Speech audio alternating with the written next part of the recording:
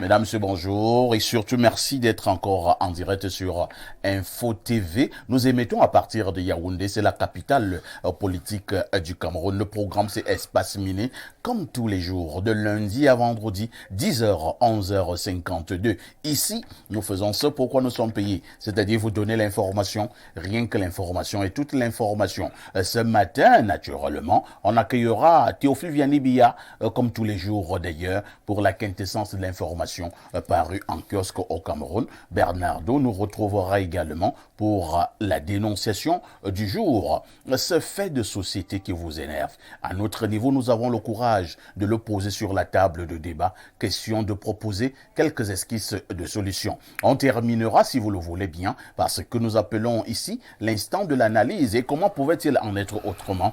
Ce jour est 24 mars 2023. 24 mars 1985, 24 mars 2023. Cela fait très exactement 38 ans que le président Paul Biya mettait sur pied donc le Rassemblement démocratique du peuple camerounais. Il s'agit du parti au pouvoir au Cameroun, le RDPC. Et nous étions alors du côté de Bamenda. 38 ans plus tard, quel regard posez-vous sur le parti RDPC? Quel regard posez-vous sur le parcours du RDPC au Cameroun? Parti, je l'ai dit, au pouvoir. De toutes les façons, ce matin, nous essaierons de voir entre succès et regret qu'est-ce qu'il faudra en retenir. Pour en parler, ils seront enseignants ce matin, ils seront hommes politiques, ils seront consultants, ils seront invités permanents. Si vous êtes en direct sur Info TV, au canal 307 sur Canal Plus International, vous avez fait le meilleur choix. Pierre Blériot-Niémé qui reste notre consultant permanent, notre consultant de tout temps et de tous les temps. Je l'accueille avec beaucoup de plaisir. Pierre Blériot, bonjour. Bonjour, parfait ici, et bonjour à nos millions de téléspectateurs, bonjour à ton panel impressionnant. C'est toujours un plaisir d'être sur ce plateau et un plaisir particulier d'achever ma première semaine entière, car vous m'avez contraint, amicalement, à tenir désormais de lundi à vendredi de 10h à 11h52 sur votre plateforme. Et je dis aux téléspectateurs merci pour tous les encouragements que je reçois. Ils peuvent être rassurés que la grosse tête n'est pas mon fort. Je fais ce que j'ai à faire avec suffisamment de sérieux, mais aussi d'humilité. Il y en a qui se plaignent souvent que je leur fasse du rentre-dedans. Oui, mais quand on me connaît, on sait que j'essaie de dire la vérité à tout le monde. Et j'autorise aux gens qui vivent avec moi de me dire ce qu'ils pensent réellement de moi. Si j'ai de moi-même une trop haute opinion, qu'ils me ramènent un peu plus bas. Et si j'offense un ami, un frère, n'importe qui, qu'ils me le fassent savoir. Tout ce qu'il faut y mettre, c'est de la courtoisie. Quelquefois, je suis véhément. C'est lorsqu'il faut résoudre un problème. Je vous le disais ici, quand nous parlions tout au début de la question de l'assassinat de Martinez Zogo, qu'il n'était pas question pour nous d'essayer de diluer. Il ne fallait pas commencer à dire, mais Zogo lui-même, non. Quand le mal suprême est commis, il faut s'attaquer aux criminels de la façon la plus radicale. C'est ainsi qu'en général, lorsque j'ai l'impression que le mal abonde, je m'attaque à ce mal de manière radicale. Même si je sais que quelquefois, j'y mets de la subjectivité. D'ailleurs, je suis un sujet. Ça veut dire que j'ai des émotions, j'ai des sentiments. Ces scientifiques, ces intellectuels qui prétendent pouvoir être objectifs sans jamais y mettre leurs propres sentiments sont des menteurs. Un être qui raisonne, quelquefois, peut se retrouver en train d'y mettre ses émotions. Donc, je m'en excuse si quelquefois je heurte, mais c'est ma personnalité. Merci beaucoup. De toutes les façons, nul n'est parfait. Mais moi, je m'appelle Parfait ici. Quelqu'un m'avait dit qu'il était parfait. Ah bon? Il s'appelait aussi Parfait. Je préfère m'arrêter à ce niveau. Merci Pierre Blériot-Niémé d'être là ce matin. En face de vous, on accueille un autre ami qui justement est venu nous rendre visite ce matin des Maisons Noires à Bini. Bonjour. Bonjour Parfait, bonjour au panel. Et bonjour à On a vraiment des gorges qui dérangent un peu ce matin. Il faut bien la racler. Oui. Merci. Voilà. Bah, sinon, ça va continuer à déranger. Je disais donc bonjour au panel, bonjour à vos millions de téléspectateurs. Je voudrais dire un bonjour particulier à la communauté musulmane aujourd'hui qui a commencé le jeûne du Ramadan depuis hier. Je leur souhaite toute la sympathie, toute la courtoisie et tout le bonheur que cela peut leur procurer. Je voudrais aussi dire un bonjour particulier à une jeune dame. Elle s'appelle Seljine Dada, qui travaille à la direction de la sécurité militaire. Elle a un travail titanesque de ce côté.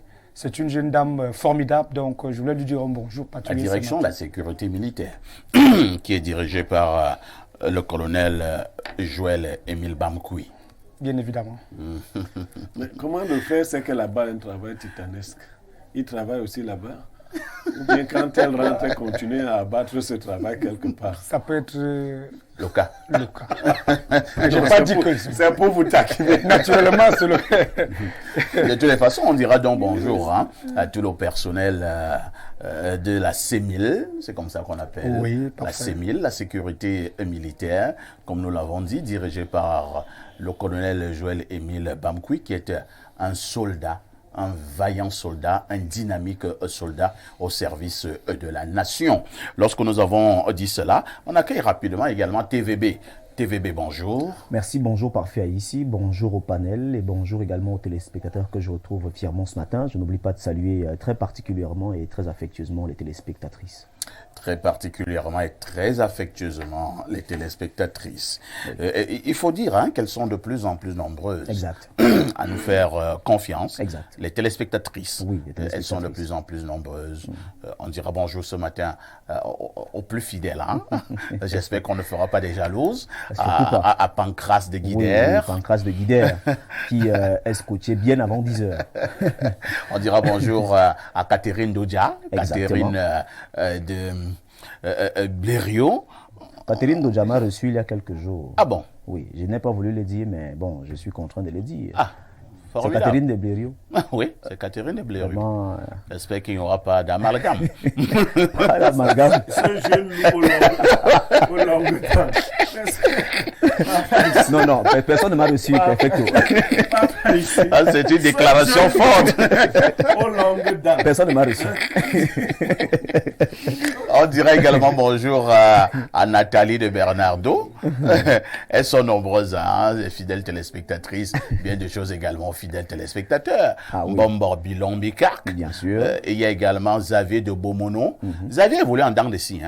Mais bon, ça c'est moi qui parle. Ouais, Parfois, il a des très bonnes interventions. Parfois également, Xavier, j'ai l'impression, il fait des sorties de piste. Mais comme il vit dans une zone qui n'est pas électrifiée, des fois, c'est pour taquiner l'ami Xavier. Mais moi, je voudrais également saluer le Mbombo et Ormakon, qui est un grand frère qui nous suit. Il envoie des messages chez vous et chez moi. Bon, même, on ne peut pas lire tous les messages. Tout à fait. Mais c'est un grand frère qui a travaillé à la CCA. Ouais. Donc, il est Longon comme moi. Longon de Boumiebel, c'est un bombok. Je lui envoie mon bonjour et Ormakon Alain. C'est un fidèle téléspectateur. On ne peut pas oublier la zone d'où je viens, c'est-à-dire Bolmejom, dont vous parlez hier. Après Nkwaba. Et Bolmejom. Voilà, il y a tout un comité qui nous suit beaucoup là-bas. Un fan club. Un fan club. Et particulièrement notre ami Joël, que beaucoup connaissent. Je préfère taire le nom de famille. Et il nous écoute, il nous suit particulièrement. On dit bonjour à Joël de Bolmejom. En tout cas, ce Joël-là se reconnaît. Au puissant Joël de Bolmejom. Il se reconnaît très bien. Le tout puissant Joël. Voilà. On dirait également donc bonjour à certains amis en commun, c'est-à-dire Blériot et moi. On pense au jeune commandant du BIR du côté de Kribi. J'aime dire que c'est un sac de commandant très jeune, la trentaine, mais d'une efficacité à nulle autre pareille. Donc, combien de choses au commandant du BIR. Blériot, on salue également notre ami, le procureur de Douala. Banga. Lui, c'est Olivier Bagapéhe, procureur à Douala. On lui dit également bonjour ce matin. Ils sont nombreux. On peut saluer le général Valère Nka. Le général Valère Nka, c'est notre ami. On salue également le général Doubé Crio. Vous avez des grands amis, hein, parfois. Oui, bien sûr. Qu'est-ce que vous croyez? C'est ça la télé. C'est pour cela qu'il ne faut pas s'en prendre à nous n'importe comment. La petite histoire avec le général Valère Nka, c'est du côté de l'extrême nord. Comment on appelle ce coin-là? Là, il y a les réfugiés à Marois. J'ai oublié un peu le nom. Donc, moi, je suis là-bas pour mon job. Je suis allé dans les zones de combat avec l'ancien CELCOM du MINDEF, le colonel Badjek. On s'arrête donc là. Et le général Valenka, à l'époque, qui était le commandant en second de la force multinationale mixte, était également là pour un travail. Il était accompagné du général Doubé Crio. Bon, moi j'ai fini donc. Je vais donc interviewer le général Valenka. Et le général Doubé Crio me bloque. Je vais passer, bon, je ne sais pas si vous connaissez le général Doubé Crio. Hein. C'est 2 mètres. C'est pratiquement 2 mètres. Costaud. Et il est un peu comme les gens du Nord d'avant, là. Il dit qu'on appelle ça les balafres. Partout, là. Il est noir. Et les yeux sont rouges. Après, il ne parle pas. Donc, quand il veut passer, il me fait comme ça. Et je heurte son bras. Et il voit que j'oppose une résistance. Et là, il me regarde. Comme pour demander, mais qu'est-ce qui t'arrive? Qu'est-ce qui t'arrive? Et je vais pousser sa main. Et le général Valenka sur la scène. Il dit au général Doubé que non, il faut le laisser. C'est perfecto.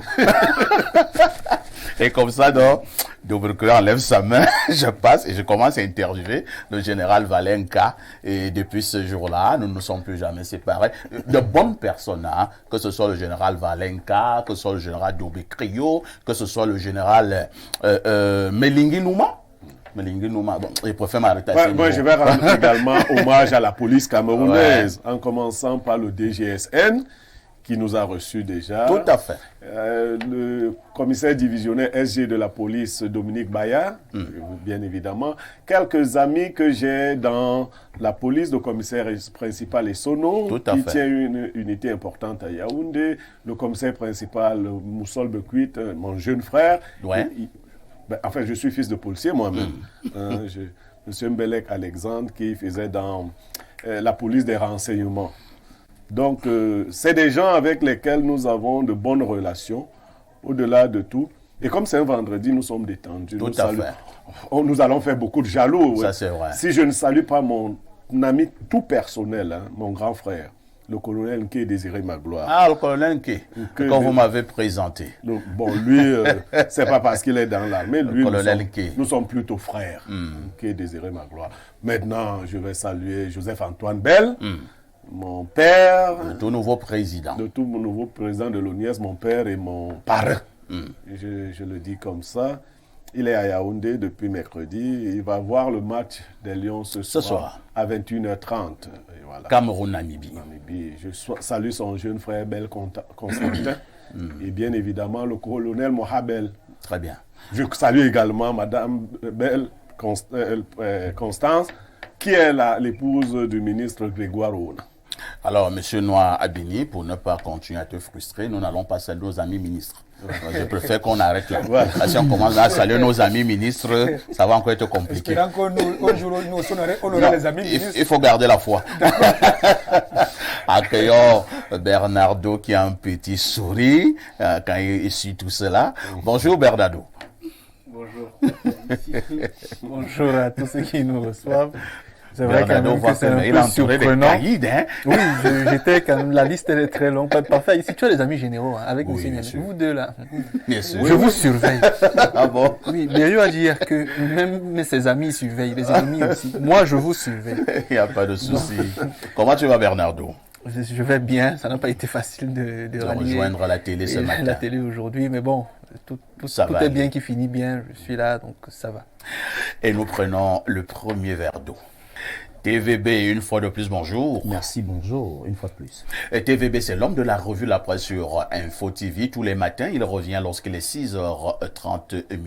Il remet cela à 10h dans le cadre de votre programme Espace Miné. TVB, que disent les journaux? Parfait, ici les journaux qui sont disponibles en kiosque ce matin s'intéressent à l'actualité concernant les élections sénatoriales du 12 mars dernier avec les résultats qui sont d'ores et déjà disponibles. Nous ouvrons cette revue de presse avec Info Matin de Dieudonné Van qui nous amène du côté des régions du nord-ouest et du sud-ouest. On parle donc de cette crise. Nozo, les États-Unis condamnent des financiers de la guerre. Eric Frungi, Wilson Nuila Tita et Wilson Chefongu sont les Américains d'origine camerounaise qui ont écopé chacun de 5 ans de prison et 14 millions de francs CFA d'amende ce 21 mars à Baltimore pour avoir collecté des fonds, acheté des armes à feu, des munitions et autres équipements, mais surtout d'avoir essayé de les expédier aux groupes séparatistes qui combattent le gouvernement du Cameroun dans le nord-ouest et le sud-ouest. Le journal en parle ce matin et revient donc sur cette actualité en page 3. Cameroun Tribune, le quotidien à capitaux publics, s'intéresse au sénatorial 2023. Carton plein du RDPC. Le parti au pouvoir remporte les 70 sièges de sénateurs en jeu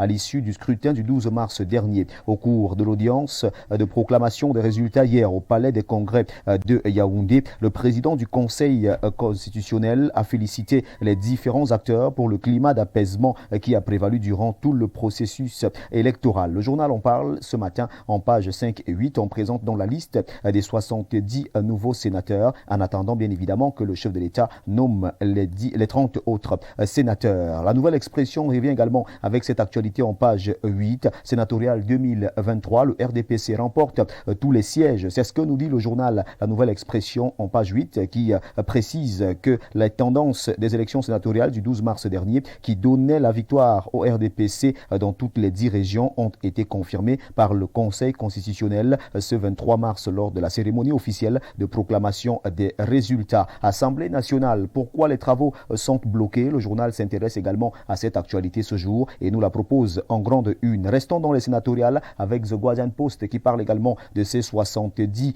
nouveaux sénateurs qui sont tous du RDPC. Le journal revient donc sur la cérémonie de proclamation des résultats des élections sénatoriales et nous fait savoir que le RDPC rafle les 70 places du côté du Sénat. L'info à chaud reste également dans cette même actualité et présente ici la liste des nouveaux sénateurs, les 70 qui ont été élus. Proclamation des résultats, qui sont les 70 sénateurs élus de la page 9 à la page 11. Le journal présente donc ici ces 70 sénateurs élus du côté du Sénat. Les résultats ont été proclamés par le Conseil constitutionnel. Sénatorial, le Conseil constitutionnel adoube la victoire problématique du RDPC. C'est ce que nous dit ce matin le quotidien bilingue Émergence qui précise que l'opposition condamnée à commander quelques sièges de sénateurs à Paul Biya. En page 3, on en parle ce matin. Le quotidien de Jules Brice Ngaba s'intéresse à l'anniversaire du Rassemblement démocratique du peuple camerounais. Anniversaire du RDPC, 38 années de victoire. C'est la une du journal Le Quotidien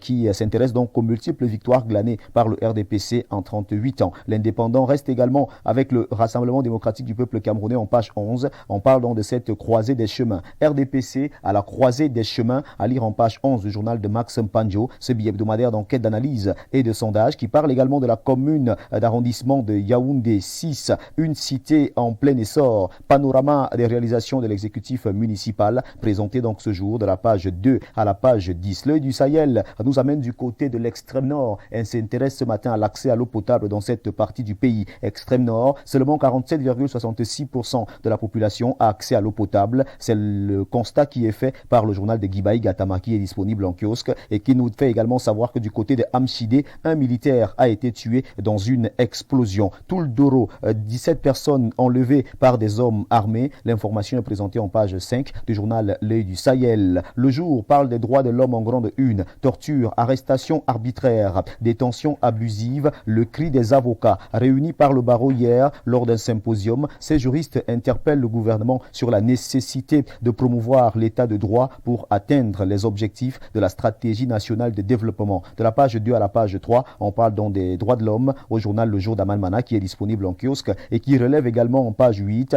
que du côté de Kambo, les éléphants sont en divagation et ravagent tout sur leur passage. Qu'en 2023, on en parle également. Cameroun-Namibie, c'est ce soir. Ce match qui se disputera au stade Amadou Ahidjo de Yaoundé compte pour la 3e journée des éliminatoires dans le groupe C. Information à lire au journal Le Jour. Mutation de Georges Alain Boyomo. Ce quotidien qui est également en kiosque ce vendredi 24 mars 2023 s'intéresse à l'affaire Martinez.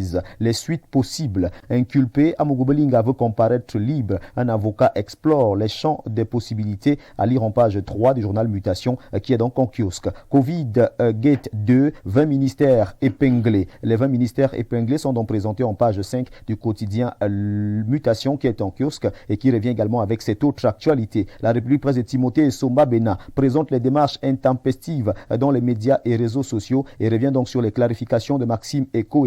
Mise au point, démarche intempestive dans les médias et réseaux sociaux. Maxime Eko n'a mandaté personne pour exiger sa libération. C'est ce que nous dit ce matin le journal La République Presse, même son de cloche pour l'élite, qui parle également de cette affaire Martinez-Zogo. La mise au point d'Eko est présentée au journal L'élite qui est en kiosque et qui s'intéresse à cette actualité. L'économie de Thierry Ekouti parle de la BVMAC, première cotation des obligations souveraines du Tchad. La cérémonie irrelative se déroule ce 24 mars 2023 à Douala. Les enjeux de cette cérémonie sont donc présentés au journal L'économie en page 6. Hydrocarbures. On nous fait savoir que le Cameroun va importer 645 000 tonnes de produits pétroliers entre avril et juillet 2023. On nous fait savoir ce matin que le Cameroun va donc importer ces tonnes de produits pétroliers en page 4. On nous dit pourquoi et on revient bien évidemment sur les enjeux de cette importation pétrolière. Le quotidien Éco-Santé qui nous permet de parachever cette revue de presse parle de lutte contre la tuberculose au Cameroun. Près de 25 286 cas notifiés en 2022. Ces chiffres ont été présentés et relevés lors de la déclaration de presse faite à Yaoundé hier, 23 mars 2023, par le ministre de la Santé publique, Dr Manaouda Malachi. Ce journal est en kiosque et parle également de cette actualité concernant la tuberculose. Lorsqu'on sait qu'aujourd'hui se célèbre la journée mondiale de lutte contre la tuberculose. C'est avec ce journal que nous refermons dans cette revue de presse Acte 2 sur Info TV. Mesdames, messieurs, de votre aimable attention, infiniment merci. Et nous vous invitons très massivement à vous rendre dans les kiosques pour vous procurer un journal. Vous connaissez le prix, au prix de 400 francs pour que vive la presse camerounaise. Il s'agit tout simplement de collecter 4 pièces de 100 francs, 8 pièces de 50, 16 pièces de 25, 40 pièces de 10 francs, 80 pièces de 5 francs, 400 pièces d'un franc CFA seulement si vous avez la possibilité et procurez-vous votre journal disponible en kiosque. C'était la revue de presse Acte 2 avec Théophile Vianney Billa. Appelez-moi TVB si vous le désirez. Merci El Perfecto. Merci TVB, moi je le désire bien, j'en ai d'ailleurs convenance. Merci. Merci pour cette brillante revue de la presse comme d'habitude. Vous ne partez pas, le 19h c'est ce soir en anglais et le 20h en français. Quel est le fait saillant qui aura retenu votre attention? Dans ces deux éditions de journaux, nous allons revenir sur la célébration de l'an 38 du Rassemblement démocratique du peuple camerounais. On va parler, on va présenter ici le bilan de ce parti qui est au pouvoir depuis plusieurs années aujourd'hui. On va donc s'intéresser à cette actualité. On va également parler des festivités dans certaines localités, dans certaines circonscriptions, dans certaines sections, parce que le RDPC a axé cette célébration dans, bien évidemment, vous savez que c'est une célébration qui coïncide avec la publication des résultats des sénateurs. Donc vous pouvez comprendre que du côté du RDPC, la fête sera assez grandiose. Donc on va s'intéresser à cette actualité-là. On va permettre aux téléspectateurs de vivre également la fête du RDPC en direct sur Info TV. On va également revenir sur la lutte contre la tuberculose au Cameroun avec les chiffres qui sont donnés par le ministère de la Santé publique. On va faire un état des lieux de cette maladie au Cameroun et bien évidemment se rapprocher de quelques malades pour voir comment se passe la prise en charge. Est-ce que la prise en charge est-elle possible au Cameroun? On va également se rapprocher des personnels de santé pour avoir plus ample information sur la prise en charge de la tuberculose au Cameroun parce que nous savons que nous avons plusieurs tubercules. Donc nous allons nous rapprocher du côté de l'hôpital Jameau parce que c'est de ce côté véritablement qu'on prend en charge ces personnes qui souffrent de cette maladie pour avoir la bonne information et tout savoir sur la tuberculose au Cameroun. Très intéressant, hein? Surtout concernant la tuberculose. Il y a plusieurs années, c'était une maladie qui avait tendance à être une malédiction. Et lorsque vous étiez atteint de tuberculose, on était persuadé que c'était terminé. On vous mettait en quarantaine. On vous mettait en quarantaine puisqu'elle est contagieuse. Maintenant, vous l'avez signalé, l'hôpital au Cameroun, surtout Yaoundé, spécialisé dans le traitement de cette maladie, c'est l'hôpital Jameau. De ce côté-là, la prise en charge est possible. Et le traitement n'est même plus long comme c'était avant. Si vous suivez normalement votre traitement, vous êtes guéri et vous recommencez à être un homme normal, sans trop de problèmes. J'en connais plusieurs qui ont été frappés de tuberculose et qui se sont soignés du côté de l'hôpital Jamon. Et qui vivent aujourd'hui qui vivent bien, sans problème. Oui. Tout ce qu'il faut faire, c'est qu'il faut aller se soigner. D'autres sont tuberculeux et ne se soignent pas et ils font plutôt la sorcellerie. Et ils contaminent les autres. Vous savez ce que j'appelle sorcellerie? C'est qu'ils contaminent justement les autres. Donc j'ai eu un nom comme ça. Il était très méchant. Oui. Les gens que Blaireau condamne au quotidien. Il était tuberculeux. Oui. Et lorsqu'il venait se soigner chez une tante, qu'est-ce qu'il faisait? Et vraiment, ça va heurter ceux qui nous regardent. Il allait cracher dans les bassines l'eau à boire à la cuisine. Ouh là là. Ouais. Ça, c'est de la sorcellerie. C'est un sorcier. Il est mort, j'espère. Il est mort. Il devait mourir. Il est mort. Il devait mourir. C'est comme ça que la nature résout ce genre de problème. Non, moi, j'ai eu une malade de la tuberculose. Mais j'ai reçu de la nature, je ne m'en vante pas des dons particuliers. C'était ma petite sœur. Elle a été malade de la tuberculose. Elle en est morte. Ouais. Mais je vivais avec elle seule dans la maison. Je mangeais dans le même plat et buvais dans le même verre qu'elle pour ne pas la frustrer, stigmatiser. Cela l'a marqué. Le jour où je lui ai suggéré de rentrer sur EDA où elle devait retrouver la famille, puisque les enfants étaient en congé, ils devaient revenir, elle m'a dit qu'elle ne rentrait pas. Je l'y ai un peu contraint. Elle a dit d'accord et puis quelques minutes après, elle s'est couchée sur mon lit et elle est décédée. Oh là là. C'était en 2010.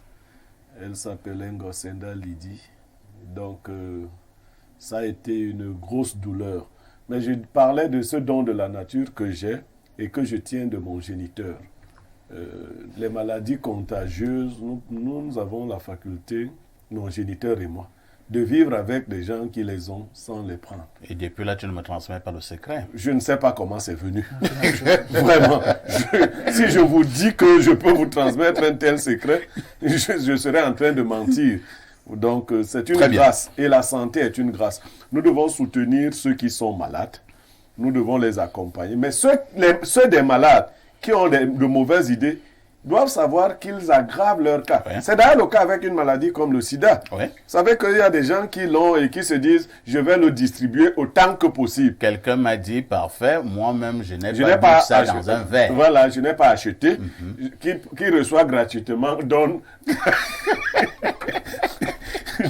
gratuitement. Donc voilà des théories, on en rit, mais voilà des théories que les gens développent.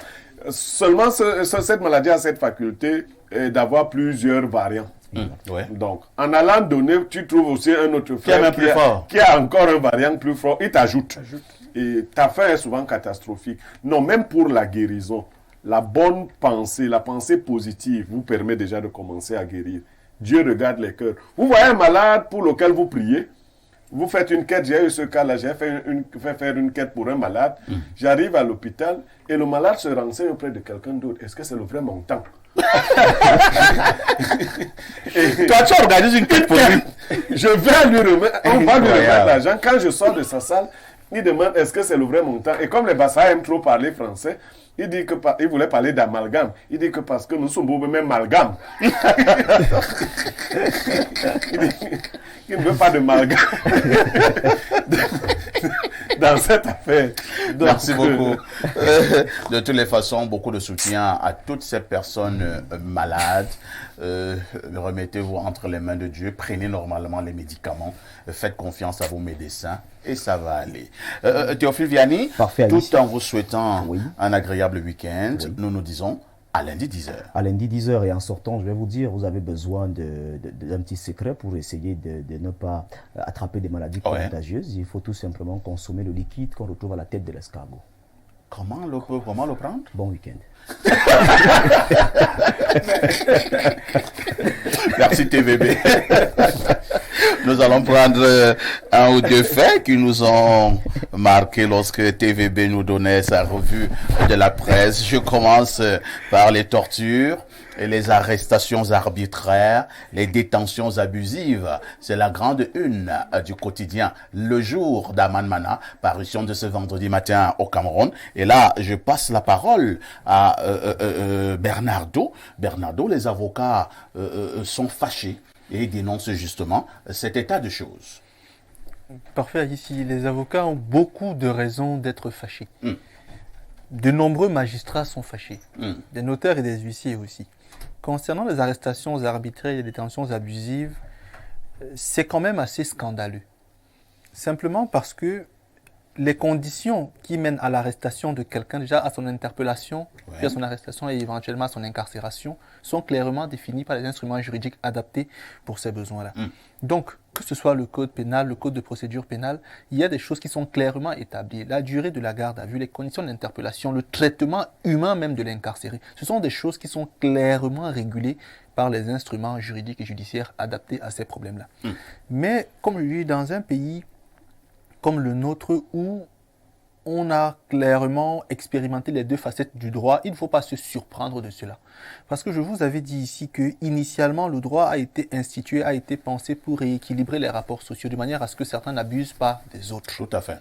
Sauf que l'autre facette du droit également, c'est de légitimer les actions des plus puissants. C'est-à-dire les plus puissants qui abusent des plus faibles, cherchent à colorer leurs actions de façon positive, de façon légitime et donc utilisent la justice qu'ils instrumentalisent. Voilà pourquoi, en principe, la séparation des pouvoirs prévue par Montesquieu ou suggérée par Montesquieu n'est clairement pas effective parce que le politique contrôle généralement le judiciaire. Au Cameroun, pour que la justice puisse être libre et que les magistrats et les avocats puissent être libres, il ne faut pas qu'il y ait le ministère de la Justice. Parce que le ministère de la Justice, il est politique. Et nous avons fonctionné dans un pays sans ministère de la Justice? Parfait, ici. Ou alors, il faut qu'il y ait un vrai schisme entre les actions du ministère, qui peut être juste dans un instrument de contrôle général, et les actes du personnel de la justice. Parce que le ministère, lui, il est politique. Tandis que la justice, elle, est censée être indépendante. Qui nomme le ministre? C'est le chef de l'État. Donc forcément, c'est politique. La justice est censée être indépendante dans son action et dans son déploiement. Sauf qu'une fois qu'on la rattache... Vous avez même oublié de dire est que le même président de la République est également le président de la magistrature suprême. Vous voyez donc que dans le cas du Cameroun, il n'y a pas indépendance des pouvoirs. À partir de là, donc, les personnes... Il n'y a pas séparation des pouvoirs. Bon, oui, c'est séparation des pouvoirs, si vous préférez le terme. Ce qui fait qu'aujourd'hui, le contexte fait en sorte que on a des personnes qui sont victimes d'abus. Et on a donc des juges et autres, malheureusement, parce qu'ils ne sont pas toujours à blâmer, même s'ils le sont parfois, qui sont à la solde, qui sont assujettis, et donc qui doivent légitimer et encourager les actions des plus puissants. Et donc, on tombe dans un climat dans lequel beaucoup de personnes sont arrêtées arbitrairement. Donc, c'est scandaleux, et c'est quand même la preuve de ce qu'il y a de profondeur et réformes à faire. Mais elles ne se feront pas. Parce que si elles se font, la justice devient indépendante et devient une fois de plus un contre-pouvoir. Donc, il faut la clochardiser. Le dernier examen du barreau du Cameroun date de 2014. J'en parlais avec M. Niemek, 2014. Pourtant, le texte prévoit que l'examen du barreau soit lancé chaque année au Cameroun. Mais ça va faire bientôt 10 ans qu'il n'a pas été lancé. On vous dit, des cuvées sont sorties, elles n'ont pas été absorbées. Ça n'a absolument pas de sens. Du coup, les Camerounais, qu'est-ce qu'ils font? Certains vont au Nigeria, d'autres vont au Libéria, d'autres encore vont au Rwanda pour tenter de devenir avocat. Parce que notre propre pays, avec le bagage qu'on a, est dirigé par des personnes qui ne veulent pas que les choses avancent de manière à conserver un certain gombo. Ils sont tellement méchants que les premiers et les plus grands avocats pour beaucoup ne veulent pas que d'autres se le deviennent de manière aboutie parce que leurs enfants sont déjà avocats et devraient avoir les plus grosses parts de marché. Ils sont entrés à la maison et derrière eux, ils ont fermé la porte. La porte. Malheureusement, c'est comme ça. Donc, tout ça, les avocats ont tellement de revendications. Et justement, dans le NOSO, vous vous souvenez que parmi les personnes qui revendiquent, il y a les enseignants, mais il y a aussi les avocats. Tout était parti de là. Voilà. De ces revendications d'ordre corporatiste. Les avocats d'un côté et les enseignants de l'autre. Merci Bernardo.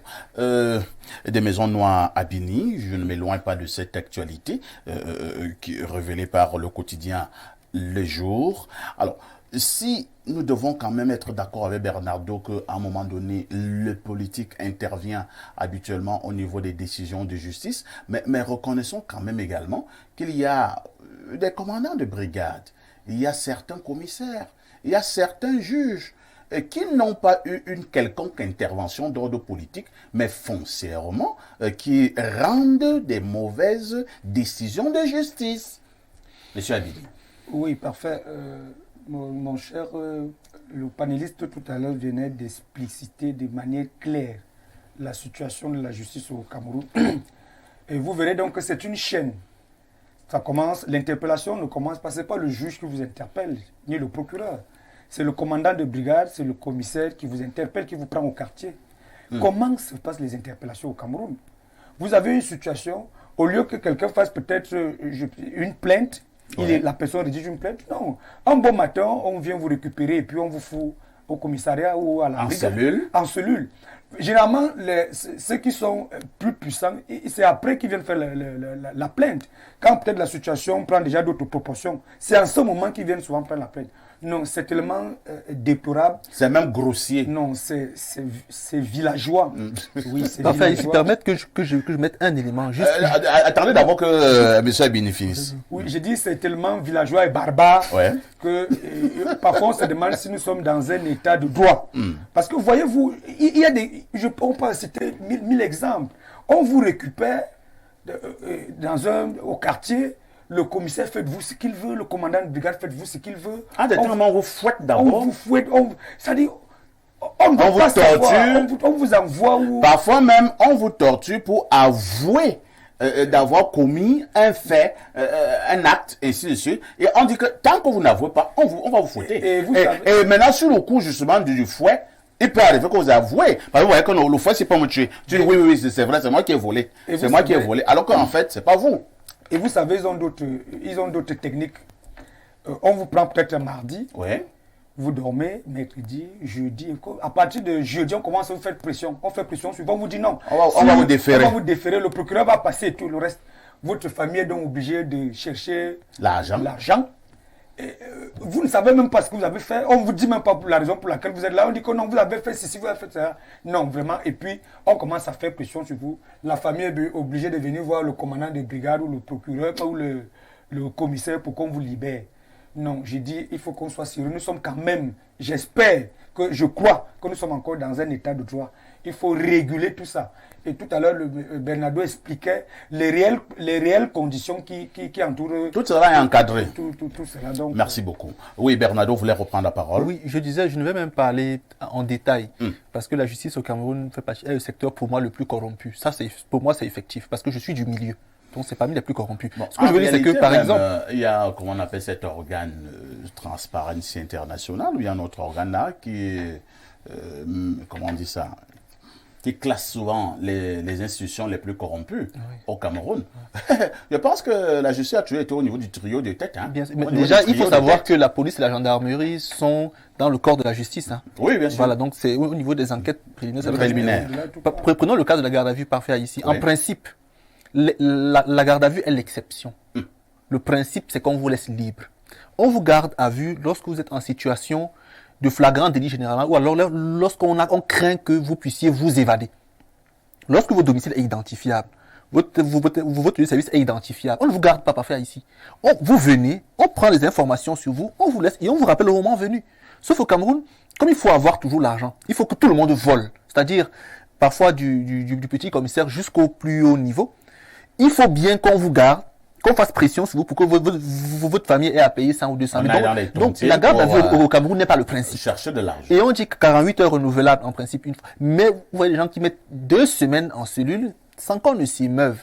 Et quand on veut parler, on vous dit, tu veux parler quoi? Le pays est gâté. Nous aussi, on fait comme on va manger. Donc, c'est quand même assez grave. Merci beaucoup. Pierre Blériot-Niemek, sauf si vous voulez absolument dire un mot sur cette dénonciation. Ça a des allures de dénonciation, hein, mais c'est la grande une du quotidien Le Jour que nous commentons ce matin. Il y a également une autre actualité. Les Lions indomptables reprennent du service pour parler comme les journaux de sport. Les poulains de Rigobert Sombana que redescendent donc dans l'arène ce soir. Du côté d'un Fandena, Cameroun-Namibie, match comptant pour les éliminatoires de la CAN du côté de la Côte d'Ivoire. Votre commentaire? C'est vrai que lorsque vous marchez avec des buveurs de Manguala, vous devenez aussi buveur de Manguala. Il s'agit de quoi? À la vérité. Il y en a un ici? Non, c'est un adage. À la vérité, c'est pour éviter de frustrer les Camerounais, mais je ne m'intéresse pas beaucoup à la question de football. je vais quand même en dire quelque chose. Blériot, vous n'êtes pas sérieux. Non, c'est la vérité. Je vous ai pourtant lancé avec beaucoup de tonus. Je ne vous fais pas redescendre. Mais c'est la vérité. C'est la vérité. Vraiment, vous savez que c'est comme ça que je suis. J'ai appris que les Lions jouaient ce soir. Ouais. Je l'ai appris quand je dis... En fait, quand vous marchez avec des gens qui s'intéressent à quelque chose... Comme tu marches donc avec Belle, voilà. Tu es obligé de parler aussi de football. Je me rends compte qu'il me dit, bon, je serai ce soir au stade, et puis je ne vais même pas lui dire que je ne savais pas qu'il n'y a pas match. Donc, qu'il y a match, je ne lui dis pas, je le garde pour moi. Je l'ai également suivi lors de l'émission de mercredi qui passe sur Espace Miné. Ça s'appelle Planète. C'est pas sur Info TV. Affiche Sport. Affiche Sport sur Info TV avec Patrick Bala. Ouais. Donc, j'ai appris que les Lions jouaient ce soir. Hier encore, j'ai lu un communiqué de la FECAFOOT qui s'excusait de la modification de l'heure. Initialement, le match devait commencer à 20h30 et il va commencer à 21h30. Et pourquoi? La FECAFOOT dit que c'est des exigences de la CAF qui l'ont obligé à décaler. Elle a présenté ses excuses dans un courrier que j'ai lu hier. Donc, vous voyez que je m'informe un peu. Je suis content pour ce qui réjouit les autres. Le football réjouit les Camerounais. Donc, je suis content pour vous. Je ne suis pas content avec vous. Je suis content pour vous. Je vous souhaite d'avoir de bons moments de détente. Je vous y accompagne. Bon, Blériot, c'est bon. Vraiment, on a compris que tu ne t'intéresses pas à cette affaire. Non, vous savez, je m'intéresse. Je ne vais pas me couper de vous. Je suis dans un monde qui a ses lois. Mais quand je le dis, c'est parce qu'à la vérité, les activités qui ont tendance à distraire les gens ne m'intéressent pas beaucoup. Les activités qui vous enlèvent du problème principal pour aller chercher des sortes d'exutoires. On dit aux Camerounais, quand le Cameroun joue, tout le monde est content. C'est là où tu vois le patriotisme. Honnêtement, il n'y a aucun patriotisme dans le football. Les gens cherchent leur argent, ils travaillent l'argent. Et quand ils n'ont pas d'argent, ils se rebellent. C'est clair, c'est pas ça le patriotisme. Donc maintenant, les autres aiment les jeux. Parce que les choses qui distraient le peuple, ce sont les jeux, le sexe et d'autres choses. Donc, c'est bien et je vous accompagne de cette façon. Merci beaucoup. Merci Blériot. Donc, nous redisons donc que les Lions jouent ce soir à 21h30 au stade Amadou Ahidjo, Cameroun et Namibie. Un match comptant pour les éliminatoires de la CAN du côté de la Côte d'Ivoire. Même si on est même un peu confus aussi à Bernardo au niveau de la tenue de cette CAN. C'est-à-dire la Côte d'Ivoire aussi vit à cette pression. Est-ce qu'elle aura véritablement encore lieu en 2023 ou alors ce sera en 2024? Maintenant, première préoccupation. Deuxième préoccupation, Bernardo. Les Lions indomptables qui jouent ce soir sont un peu démembrés. Presque trois de leurs titulaires ne seront pas là. Aboubacar Abouchou, pour parler comme les filles au Cameroun. Vincent est forfait parce qu'il avait eu un carton rouge en Coupe du Monde, Cameroun-Brésil, le carton rouge en question, il va le payer. Aboubacar était tellement content, il a enlevé son maillot. Et quand l'arbitre allait donner nos cartons rouges à Abou, et l'arbitre lui-même riait avec Aboubacar. On a dit que c'était le meilleur carton rouge du monde. Et il y a également Choupo-Moting qui ne sera pas de la partie, y compris Fred Collins, le grand défenseur. Votre regard? Sur la question calendaire de l'organisation de la CAN, vous savez bien que la pandémie à Covid, mais surtout le retard du Cameroun a plombé le calendrier progressif de la CAN. Donc le problème vient à la fois de la pandémie à Covid et de nous. Même si pandémie, y a-t-il eu pandémie ou pas, là n'est pas le débat, on nous a présenté une pandémie. Et le Cameroun également, qui a connu un glissement, a fait en sorte que les autres organisations connaissent des glissements. Donc en principe, la CAN se tiendra certainement en début d'année prochaine, donc janvier 2024. Oui. Début d'année 2024. Donc, et puis, cela pourra être rattrapé lorsqu'on confiera la CAN à un pays qui est déjà prêt sur le plan infrastructurel, qui pourra s'ajuster de manière calendaire sans trop de problèmes. Mais les pays comme le Cameroun, la Côte d'Ivoire, la Guinée sont des pays qui doivent construire les infrastructures. Du coup, il leur faut un certain temps pour s'adapter. Donc, si peut-être la CAN était confiée à l'Afrique du Sud ou à l'Égypte ou au Maroc, voilà, vous voyez bien qu'on aurait eu moins de problèmes calendaires. Et je pense également que dans le souci d'universalisation de la CAN et de la recherche, de la CAF, pardon, et de la recherche de la toute-puissance des anciennes grandes nations, la CAF veut donner la CAN, ou la tenue de la CAN à des pays qui, dans l'histoire, ont généralement marqué le football africain. Et aussi, il y a un souci de vouloir la régionaliser. Ça veut dire, on est parti de l'Afrique centrale, voire l'Afrique de l'Ouest, peut-être après la Côte d'Ivoire et la Guinée. Si jamais la Guinée, comme on le lit, comme on l'a vu, se retrouve en retrait, ça ira probablement dans le Maghreb et après en Afrique de l'Est. Donc la CAF avec Motsepe essaye de réorganiser les tenues pour que toutes les sous-régions d'Afrique se retrouvent impliquées dans la CAN. Surtout qu'il sait très bien que l'arrivée d'une CAN va faire booster le potentiel infrastructurel d'un pays qui est censé abriter la CAN. Maintenant, concernant l'équipe nationale du Cameroun, personnellement, je suis, contrairement à M. Niemek, je suis passionné mais raisonné à la fois. Pourquoi? Parce que quand je regarde un match de foot, quand il y a 8 mois, je ne jubile pas. Parce que je sais que dans le monde actuellement, 8 matchs de football sur 10 sont truqués. Ça, je le sais. Oui, ça c'est vrai. Quand vous voyez un sponsor comme Bwin, qui est un site de Paris, qui sponsorise le Real Madrid de Milan, vous pensez que ça veut dire quoi? Quand vous voyez un XBet qui sponsorise la Serie A, vous pensez que ça veut dire quoi? C'est clairement parce que les matchs là-bas sont achetés, sont vendus, sont truqués, etc. pour avoir beaucoup d'argent. Donc, parce qu'il y a beaucoup de trucage, forcément, je me mets en retrait. Voilà pourquoi mon sport préféré aujourd'hui, c'est le tennis. Et même là encore, ça commence déjà vraiment à se compliquer. Du coup, je rêve vers le rugby. Donc, je regarde, j'aime bien le sport. Vous allez finir par faire le tour. C'est pas un souci. C'est pourquoi je deviens avocat spécialisé dans le droit et le contentieux du sport. Parce que je suis passionné par le sport. Parce que c'est ça ma formation. Juriste spécialisé en droit et contentieux du sport. Donc, concernant l'équipe du Cameroun, il faut bien dire, le fait qu'on soit amputé d'Aboubacar et de Choupo, c'est une bonne chose. Bonne chose? Oui, oui. Et pourquoi? Parce que la Namibie, on peut la battre sans eux. Hein. Et aussi parce qu'on est dans une situation de transition. Choupo et Aboubacar ont un âge qui les contraint à aller vers la sortie. Ça, c'est clair. Il faut appeler des plus jeunes. Ganago, c'est vrai que Namasso boude un peu, mais certains jeunes, 23, 24 ans, et avoir un projet 2026, 2030. C'est-à-dire que le Cameroun doit penser à la Coupe du Monde 2030. Et donc prendre des jeunes aujourd'hui de 20, 23, 24 ans qui en 2030 seront mûrs et pourront faire une belle Coupe du Monde. C'est comme ça que les grandes nations fonctionnent. La France, championne du monde 2018, a été championne du monde U20 en 2013 avec les Pogba, les Umtiti, les Varane.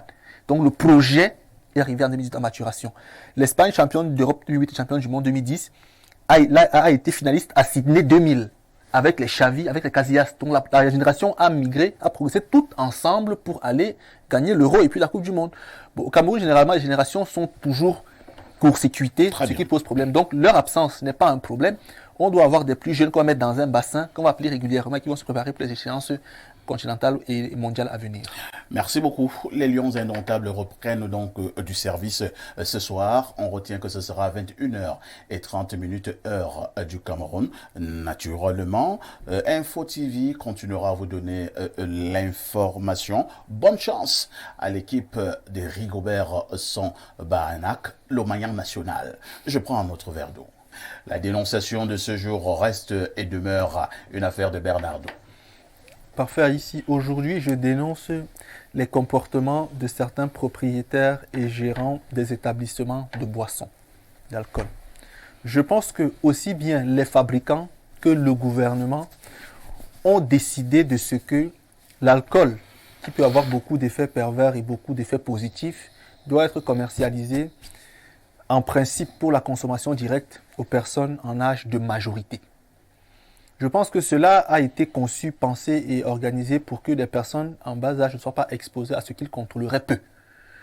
Mais aujourd'hui, on se rend compte que beaucoup de commerçants, pour les besoins du profit et qui ont perdu toute moralité, vendent de l'alcool, accueillent des enfants d'un certain âge, 15-16 ans dans les bars, les mettent dans des pièces fermées ou dans des snacks et leur offrent à boire à profusion, de manière déraisonnée. Et du coup, ces jeunes, forcément, n'ayant pas telle maîtrise de leur corps, se retrouvent à l'issue à avoir des pratiques vraiment très problématiques. Parfois, vous retrouvez des jeunes dans des pratiques sexuelles d'un autre genre, des choses que même moi qui suis leur père, je n'ose même pas faire.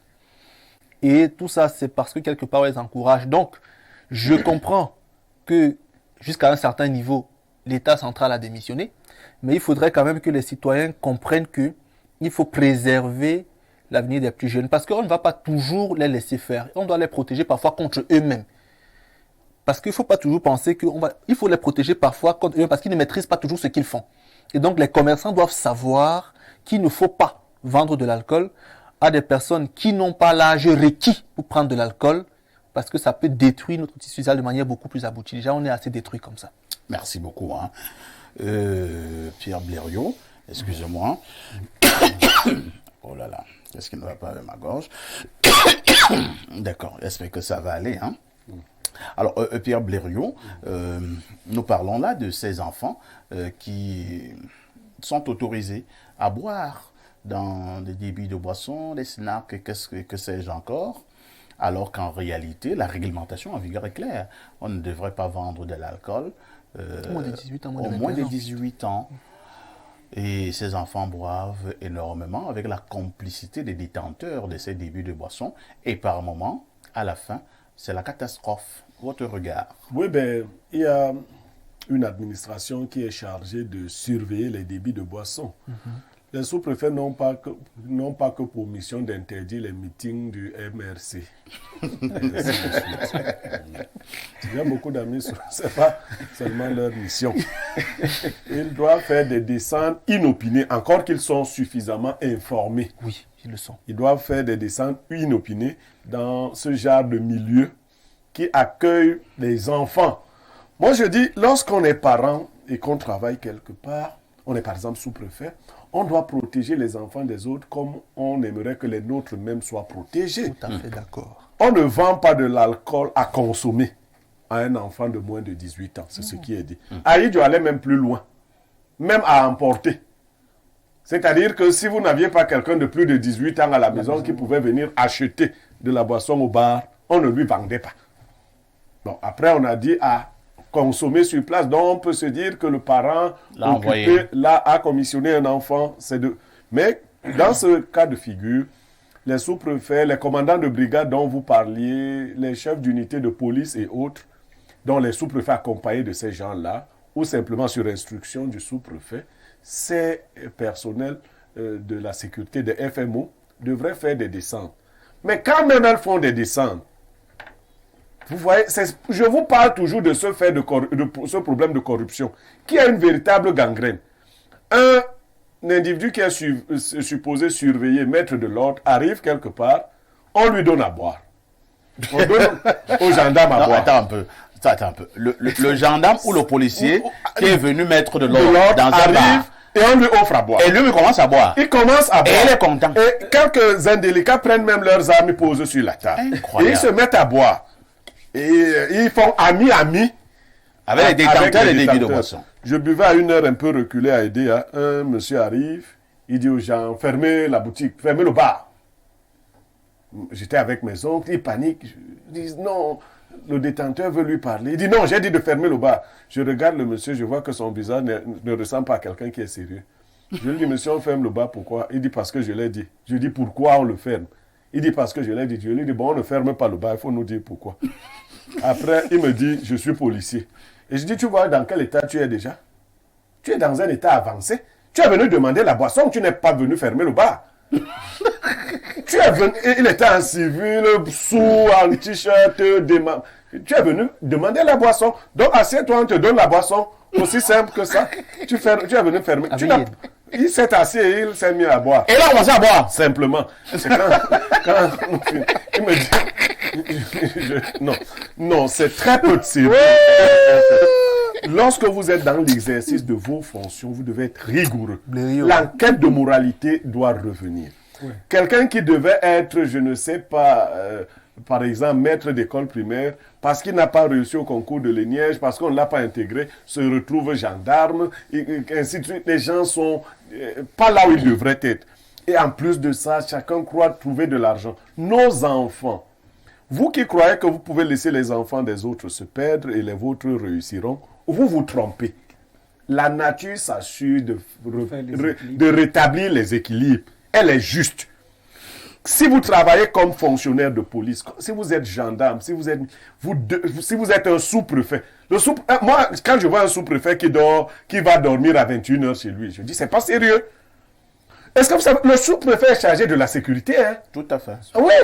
Mais avant, les gens marchaient. Aujourd'hui, ils surveillaient les comportements, les mœurs se dissoluent. C'est eux.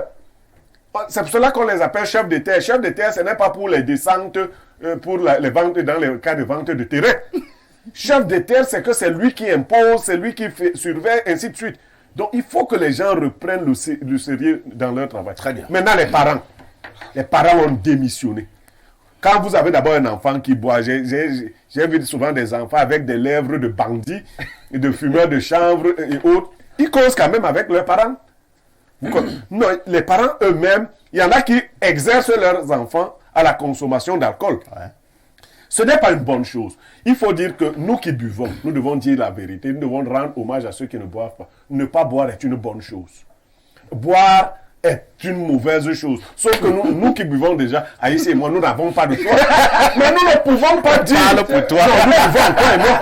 Mais nous ne pouvons pas dire aux autres qui ne boivent pas, qu'ils font mal de ne pas boire.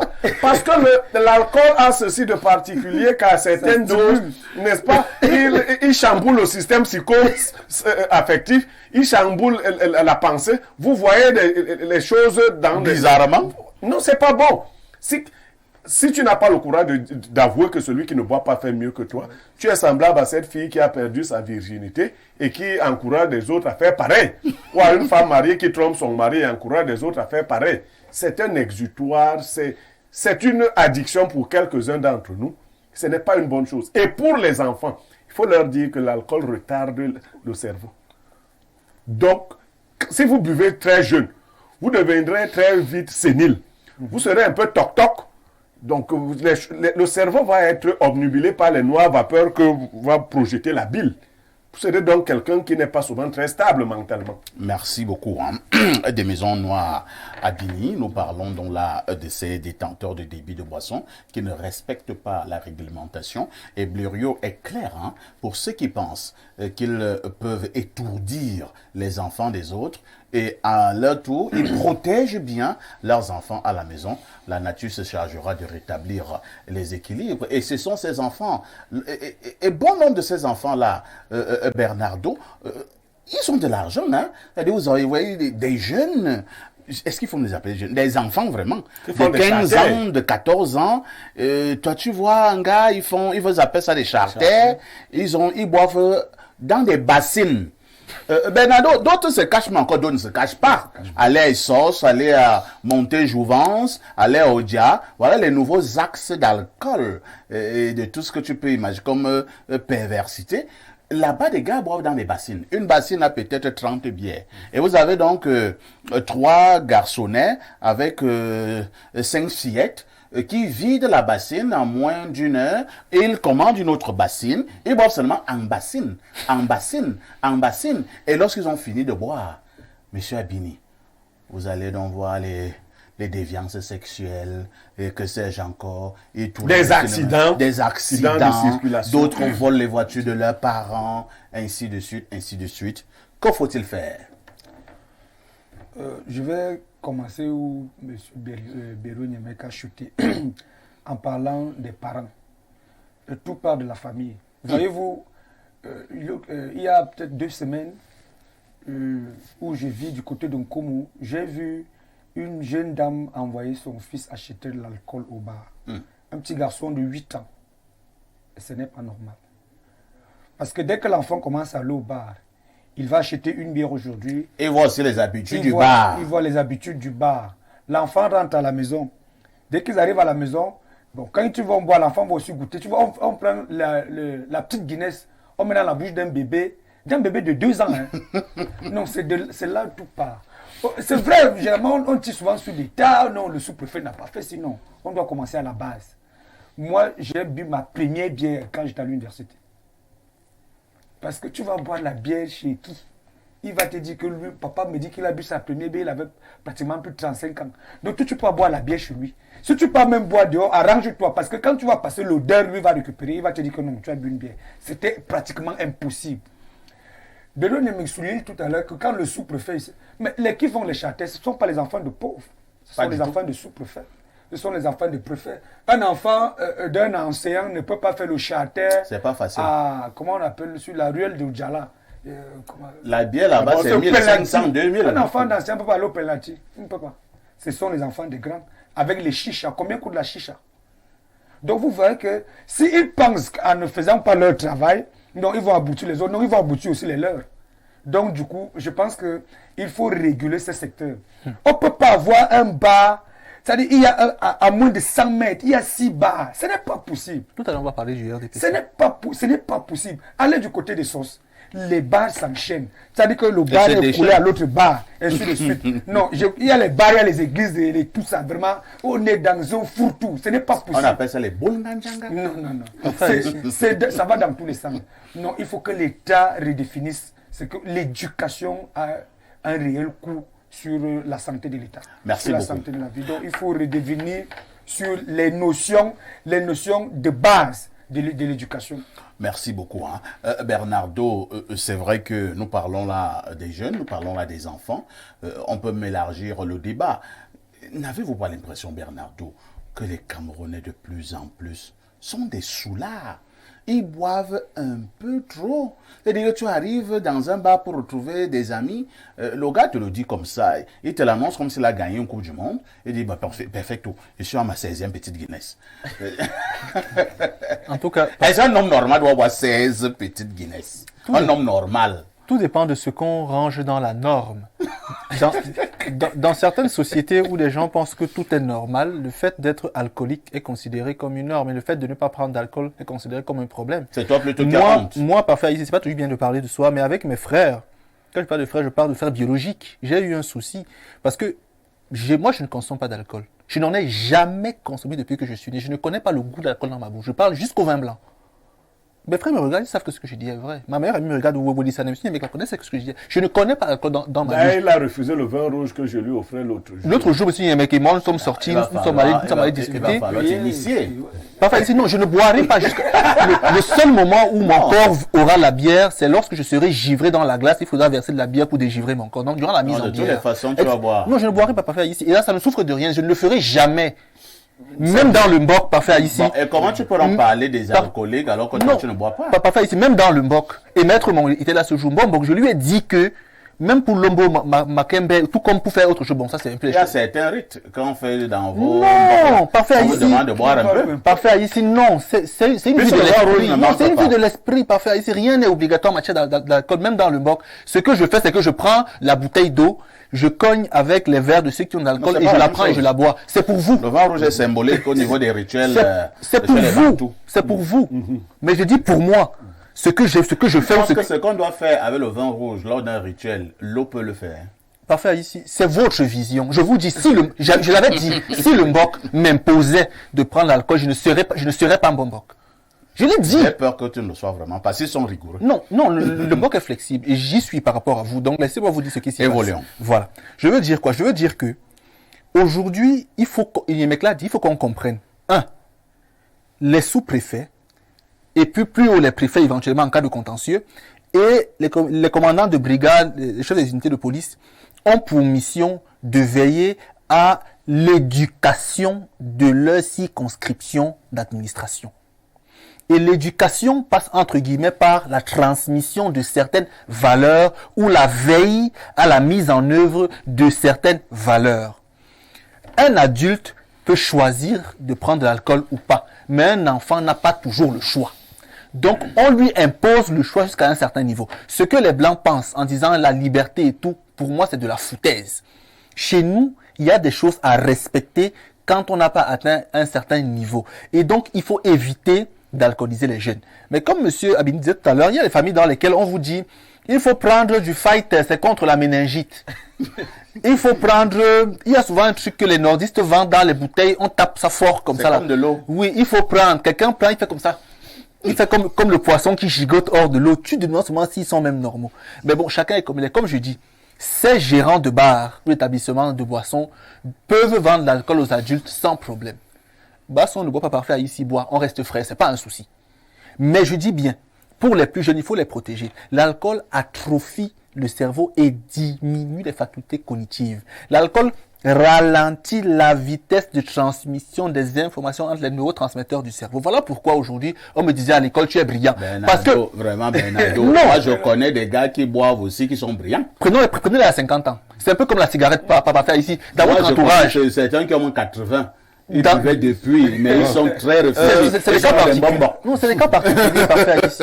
Bon, on ne veut pas forcément. Est-ce que tu n'exagères pas? Est-ce que Bernardo, tu n'es pas un peu excessif? Ce que Bernardo dit est scientifiquement prouvé. Mais le problème avec Bernardo, c'est qu'il ne met pas de l'eau dans son... Si, c'est ce que j'allais sortir par là. Il y a des gens chez qui ces choses n'ont pas d'effet. Voilà. Je peux vous citer 2 grands génies que vous connaissez qui boivent. Voilà. Mathias Eric Onangini est un génie.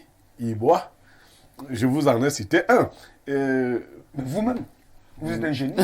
Bon, l'exception n'est pas la règle. Oui, bon, les gens disent non. Pour les esprits qui ne sont pas préparés, parfait, vous a posé la question, est-ce qu'un homme normal doit boire 16 petites Guinness?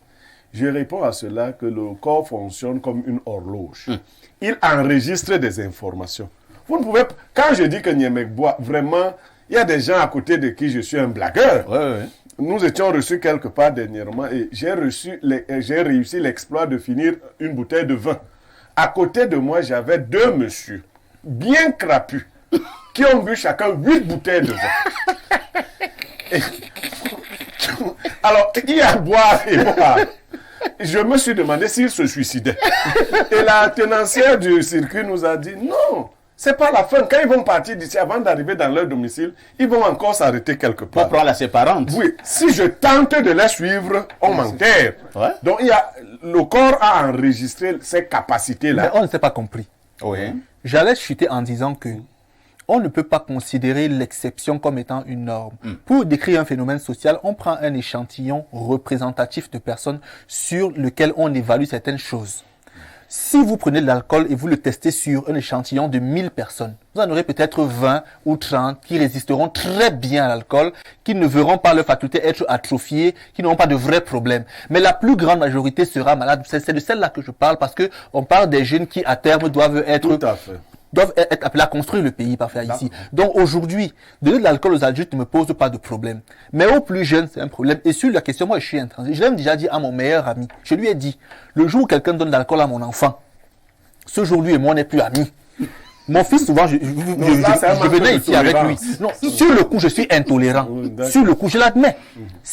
Je dis bien. Vos enfants pourront boire de leur propre chef. Quand je serai mort. Mais non, ils ne seront plus chez moi. Non, Bernardo. Laissez-moi parler, monsieur Niemek. Je bois, mon fils ne boit pas. Oui. C'est sa liberté. Ma fille, sa petite sœur boit. Oui. Vraiment, du point de vue de l'éducation, dire quand je serai mort. Je dis bien 2 choses. La première, quand il ne sera plus dans mon domicile, il sera chez lui. Sa location, sa femme, ses enfants, il boira un fût. Je ne serai pas chez lui. Tant qu'il est chez moi, en Niobé, point. Ça ne se débat pas. Ça ne se débat pas. En Niobé, chez moi, point. Le fait que tu as vu mon fils de venir ici avec moi. L'autre, il était à Yafé dernièrement avec sa sœur. Mais quand il fallait prendre de l'alcool, sa sœur lui dit, mais tu ne prends pas. Il dit, tu veux que le père me tue? C'est ce que je veux, sur l'alcool. Sur d'autres choses, il aime les petites filles, non? Souvent, je prends ton téléphone, je regarde, je dis, elle est quand même jolie. Hein. Et puis, on discute. Là, il doit aimer les femmes, oui. Mais j'encadre. Il dit, pour l'alcool, là, je dis non, tant qu'il est mon enfant. Merci beaucoup. Quand il va grandir, il ira chez lui, oui. On va lire quelques messages là, jusque-là enregistrés. Bonjour, mon cher parfait.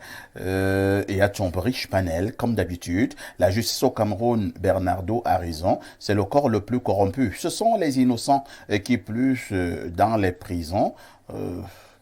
Je pense qu'elle voulait dire qu'ils sont le plus dans les prisons. Bon début de week-end à vous, c'est Catherine Doudja.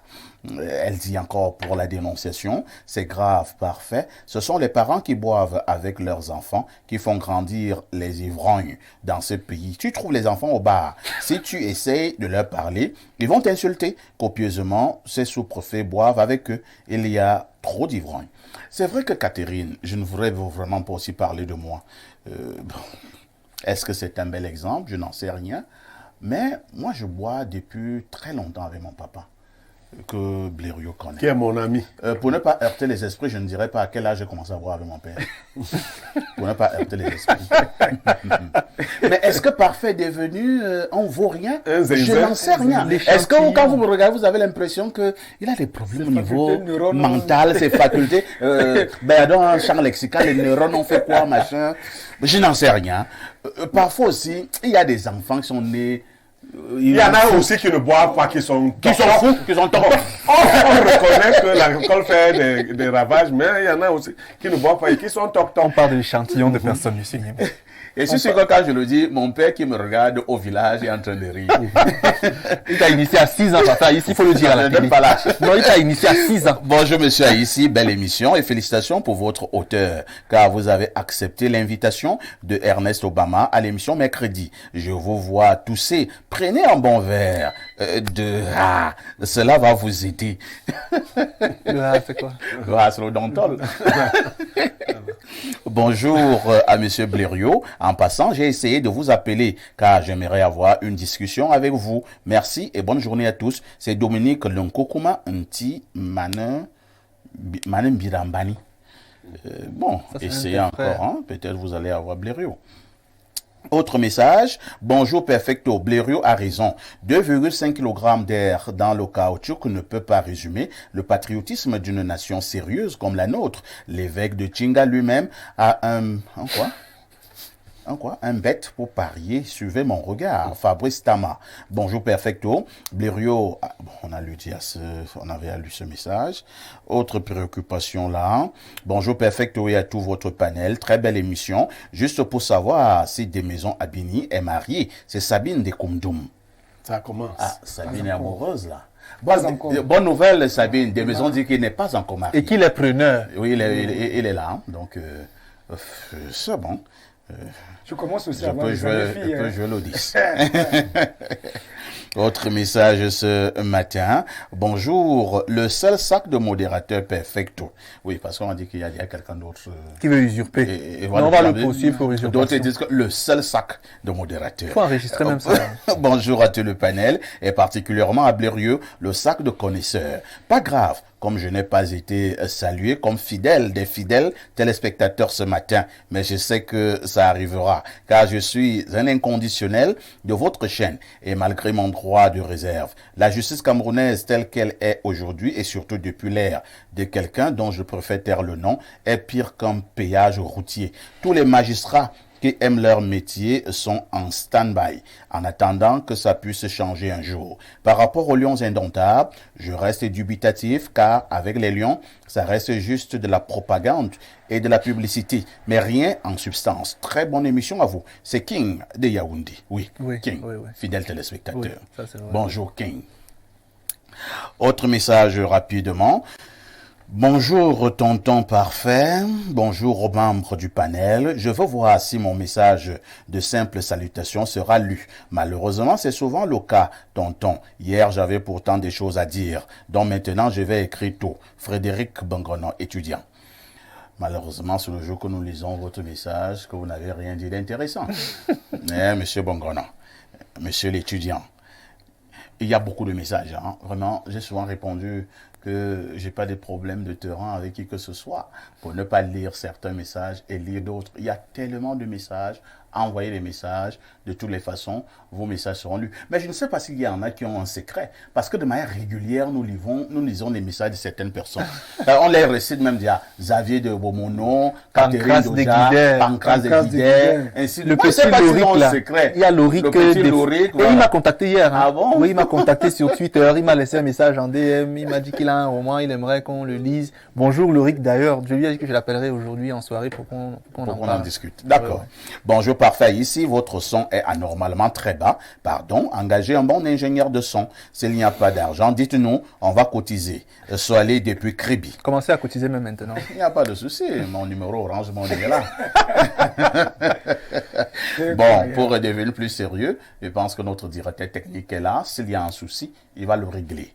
Autre message ce jour. Bonjour Adalberto Perfecto, le sac de modérateur. Parfait, ici vous m'avez fait aimer ce programme et surtout cette chaîne de télévision. Tu es le meilleur. S'il te plaît, dis à monsieur Basson d'éviter de couper très souvent la parole à d'autres panélistes. C'est irrespectueux. Bonne suite d'émission à vous. Patrice de Soie.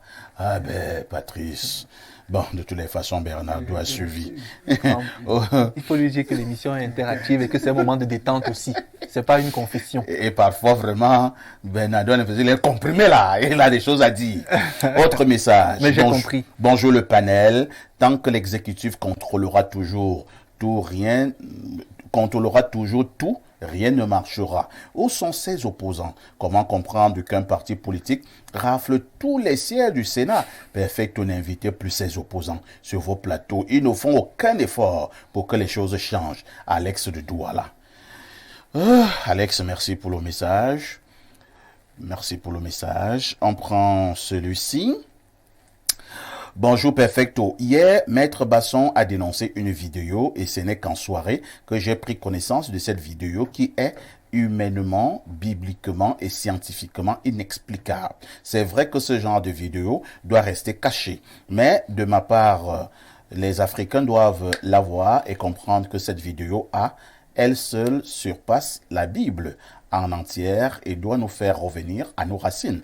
Baba depuis Ebolova. Autre message ce matin. Alors, on m'informe là d'un accident à la descente Sofamac. Des vies perdues pour la plupart des étudiants. Aïe, aïe, aïe. Oh là là.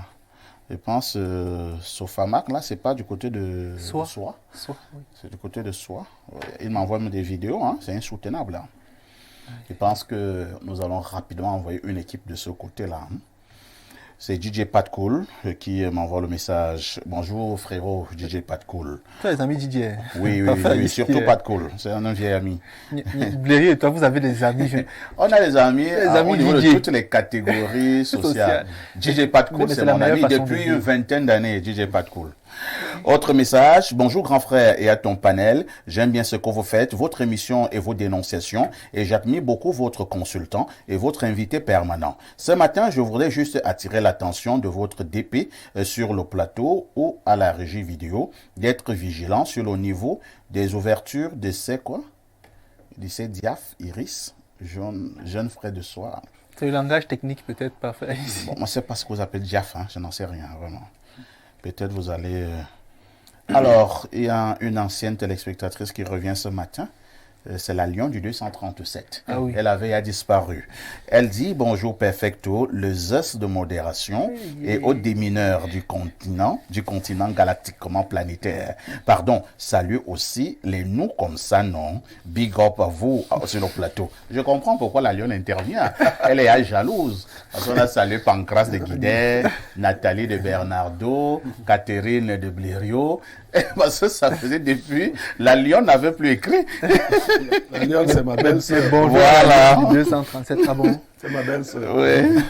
Bonjour, parfait. Ici, apparemment, certains Camerounais qui se disent ouverts sont vendus par la pauvreté. Savez-vous que certains conseillers n'ont jamais vu de leurs propres yeux ce qu'ils ont élu comme sénateurs? Vraiment, le ventre est un fardeau, comme disait Séverin Cécile Abega dans les Biman. Pour 10 000 francs, tu peux élire quelqu'un qui ne fera rien, ni pour toi, ni pour ta communauté. Joseph depuis Motoroa, qui envoie le message. Les conseillers là ont eu 50 000 après avoir voté. Hein. C'est pas 10 000, c'est 50 000. Il parle de ceux qui votent et les sénateurs qui donnent. Alors, qu'est-ce qu'on nous dit? La bonne émission à vous et à toi en particulier, le grand Perfecto. Je t'apprécie énormément. Continue de distiller la bonne humeur. Marion en service au CS de Nkonabok. Le CS de Nkonabok, ça doit être vers Ngoumou là-bas. Hein? Nkonabok. Je connais pas. Le 16 Nkonabok, ça doit être vers Ngoumou. Merci beaucoup. Hein? Je prends un autre verre d'eau. Bon retour sur le plateau des démineurs, Espace Mini, 10h, 11h52, en direct sur Info TV. Nous vous le disions en ouverture ce matin, nous parlons de l'an 38 du Rassemblement démocratique du peuple camerounais. Il s'agit du RDPC, du président de la République, son Excellence Paul Biya. Ce jour est donc jour anniversaire de ce parti politique. Nous nous posons la question de savoir si le RDPC a véritablement répondu aux aspirations du peuple camerounais. En 38 du RDPC, entre succès et regret, c'est un point d'interrogation. Je commence par des maisons Noa Abini. Noa Abini, en 38 ans d'existence du RDPC, succès total? Mon propos sera le propos de quelqu'un qui est à l'extérieur, qui observe le RDPC depuis l'extérieur.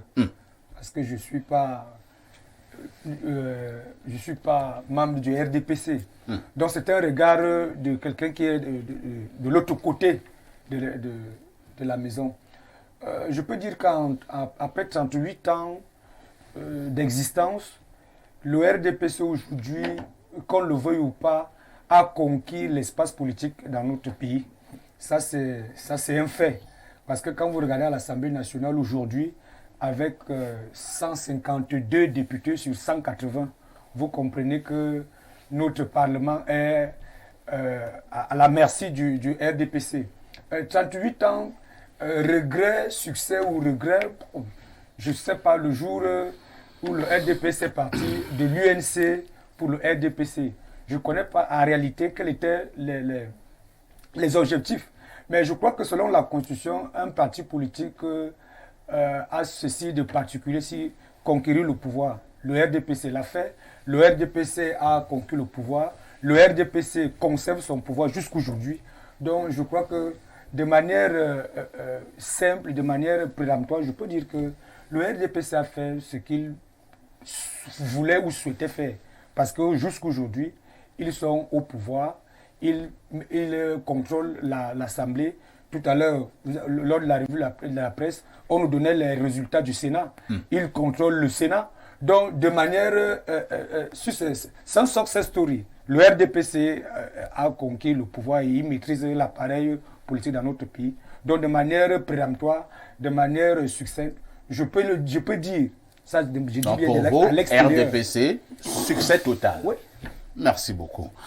Pierre Blériot-Niemek pour Noa Abini, le RDPC, c'est un succès total. Il n'y a pas de regret de ce côté-là. Mais l'un des reproches qui est toujours fait au RDPC, parti au pouvoir, est que bon nombre d'analystes et même les hommes politiques estiment que le RDPC est un parti État. Et donc, s'il n'y avait pas cette approche, cette vision de la chose, cet atout, le RDPC ne raflerait pas toujours tout à son passage. Ben, le RDPC, parti d'État, vous dites qu'il a 38 ans.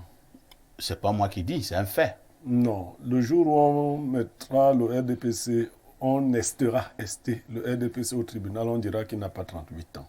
Ah bon? Le RDPC a 67 ans. Puisque au congrès de Bamenda, en 85, c'était un congrès de l'UNC qui avait été convoqué à Bamenda. L'UNC est né en 1966. Je ne sais pas si on change de nom de baptême de quelqu'un, on change aussi son âge. Si vous changez de nom de baptême, vous avez des gens ici qui vous disent ne m'appelez plus par tel prénom. Les gens, les Kamites, les autres, ils disent bon, je m'appelais Pierre, désormais je me suis islamisé, ce sera Ismaël. Vous enlèverez Pierre. Il n'y a qu'un seul ministre du Cameroun qui est à la fois, ministre camerounais qui est à la fois chrétien et musulman. Lui il s'appelle Pierre Ismaël. Donc, si Pierre Ismaël Bidoumpat. Voilà. Si on vous rebaptise, cela ne change pas votre âge. Le congrès de mars 85, moi j'étais vivant, avait été convoqué au nom de l'UNC. L'UNC qui est un parti né en 1966 sur Amadou Ahidjo et qui avait dans son idéologie 3 grands principes. Conservatisme, anticommunisme et nationalisme. C'est ce qu'ils avaient choisi. Si on enlève anticommunisme, il nous reste conservatisme et nationalisme. Le RDPC a racheté. En fait, le RDPC... En réalité, il est même écrit à la sortie de ce congrès que l'UNC devient le RDPC. Et les juristes posent ce problème. Le RDPC a-t-il déposé de nouveaux statuts? Non, c'est une mutation nominale. Juste. Donc le RDPC, qui est l'UNC, a 67 ans. Voilà, je dis ça au RDPC. C'est donc un vieux parti. La preuve, c'est que c'est le même appareil sorti de 85 qui nous gère jusqu'aujourd'hui. Vous comprenez? Je peux vous donner le bureau qui gérait le congrès de 85 avec des gens comme Senga Kwo, Ebenezer Njomwele, Mononjana, ainsi au niveau du Femme Dongo. La cellule de communication, c'était la même. C'est les mêmes qui nous gèrent aujourd'hui. C'est dans un vieux parti. Success story, le RDPC n'a pas toujours fait du 80, de 70%. Non. Il y a eu une époque où le RDPC a cherché la majorité. En 92 notamment. Notamment, il l'a cherché. Je crois qu'il a résolu le problème en faisant ce qu'il a fait des opposants, c'est-à-dire en les phagocytant. Mais la politique n'est pas l'univers des doux sentiments. On ne se caresse pas là-bas. Si vous n'êtes pas capable de vous battre, on vous absorbe. Le RDPC règne donc à maître. Les sénatoriales viennent de nous le montrer. Ils ont raflé les 70 postes de sénateurs qui étaient en compétition. Ils ont la possibilité que leur champion nomme les 30 autres, donc ils en auront encore la part belle. Pour les RDPC, le RDPC est une bonne chose. Seulement, comme c'est la seule bonne chose qui existe, tout le monde est allé là-bas et ça commence à faire des embouteillages. Puisque les autres partis n'offrant pas des possibilités d'émancipation aux gens qui croient que la politique est un lieu d'émancipation sociale et économique, tout le monde s'est engouffré. D'ailleurs, vous verrez comment le RDPC a enrégimenté l'appareil intellectuel du Cameroun. La plupart de nos intellectuels sont inféodés au RDPC. Ils sont membres du RDPC. La plupart, je ne veux pas dire la quasi-totale, mais la grande majorité. Ils réfléchissent au quotidien sur les techniques de maintien au pouvoir, de conservation du pouvoir, ainsi de suite. Mais est-ce qu'il faut-il seulement durer pour durer? C'est ça le problème. Le RDPC doit penser à son avenir. Et je dis souvent à ceux qui sont puissants aujourd'hui de faire attention à la qualité d'enfants qu'ils génèrent. Aujourd'hui, les guerres intestines qui sont dans le RDPC sont visibles. Et elles augurent même des lendemains qui ne chantent pas pour le RDPC. Certaines langues un peu fourchues, certaines langues serpentines, cortines, disent qu'après Biya, le RDPC va voler en éclats. Moi, je veux croire que c'est des oiseaux de mauvais augure. Je constate que le RDPC fêtant ses vrais 67 ans, mais ayant fait un tour à Kumba et nous déclarant 38 ans, parce qu'un homme de 38 ans ne ressemble pas à un homme de 67 ans, a donc les avatars de quelqu'un qui a changé d'âge et qui a baissé drastiquement son âge, qui ne veut pas assumer sa vieillesse. Le RDPC doit faire sa mue. Et comme c'est un parti État, parce que c'est la réalité, il se sert de l'appareil d'État. Sachez d'ailleurs que le RDPC ne s'en cache pas. Le secrétaire général du RDPC est ministre. Il y a des choses qu'on laisse passer. Est-ce que le secrétaire général d'un autre parti est ministre? Non. Jean Kuete, du fait d'être secrétaire général du RDPC, est ministre. Oui. Dès que vous comprenez cela, le RDPC n'a qu'à changer ce genre de choses pour qu'il ne nous dise pas, pour qu'il nous dise qu'il n'est pas parti d'État, mais il est parti État. Il n'est pas parti d'État seulement, il est parti État. Quand on est du RDPC, on est de l'État directement. Merci beaucoup, Bernardo Basson. Lorsque vous voyez la définition du RDPC, vous avez des vocables forts, tels que rassemblement, vous avez démocratique et vous avez le peuple. Et si vous voulez oublier Camerounais. Je voudrais m'appesantir sur deux, principalement le rassemblement et la démocratie. Sur ces deux aspects des choses, le RDPC a réussi le pari. Je dirais oui et non.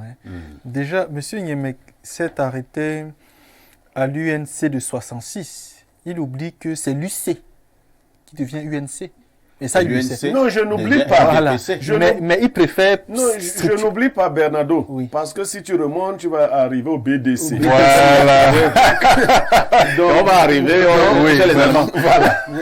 Il a situé chronologiquement à partir du moment où les personnes qui nous dirigent ont eu leur père qui les ont enfantés en tant qu'avatar, en tant que personnes consécutives, jusqu'en 85 au congrès de Bamenda, pour que l'UNC, donc l'UC, donc le BDC, UC, UNC, RDPC en 85 et puis RDPC jusqu'aujourd'hui. Maintenant, il faut approcher le RDPC pour moi sous trois casquettes. La première casquette concerne le RDPC en tant que formation politique. La seconde, RDPC en tant qu'instrument au pouvoir. Et la troisième, le RDPC dans sa forme humanisée, à savoir le président Paul Biya. En tant que parti politique, formation politique, le RDPC est un succès total en tant que parti politique. Le parti politique a pour mission de se maintenir au pouvoir, de contrôler le système, éventuellement de se reproduire pour rester le plus longtemps possible au pouvoir. Sur ce point, en tant que formation politique, c'est un exemple à suivre. Il a conquis toutes les classes sociales, il couvre l'ensemble du territoire national, il est inférieur à toutes les personnes les plus intelligentes et les plus riches, etc. Donc, comme parti politique, le RDPC est un succès total. En tant que parti au pouvoir, donc parti qui gère les choses, c'est un échec cuisant.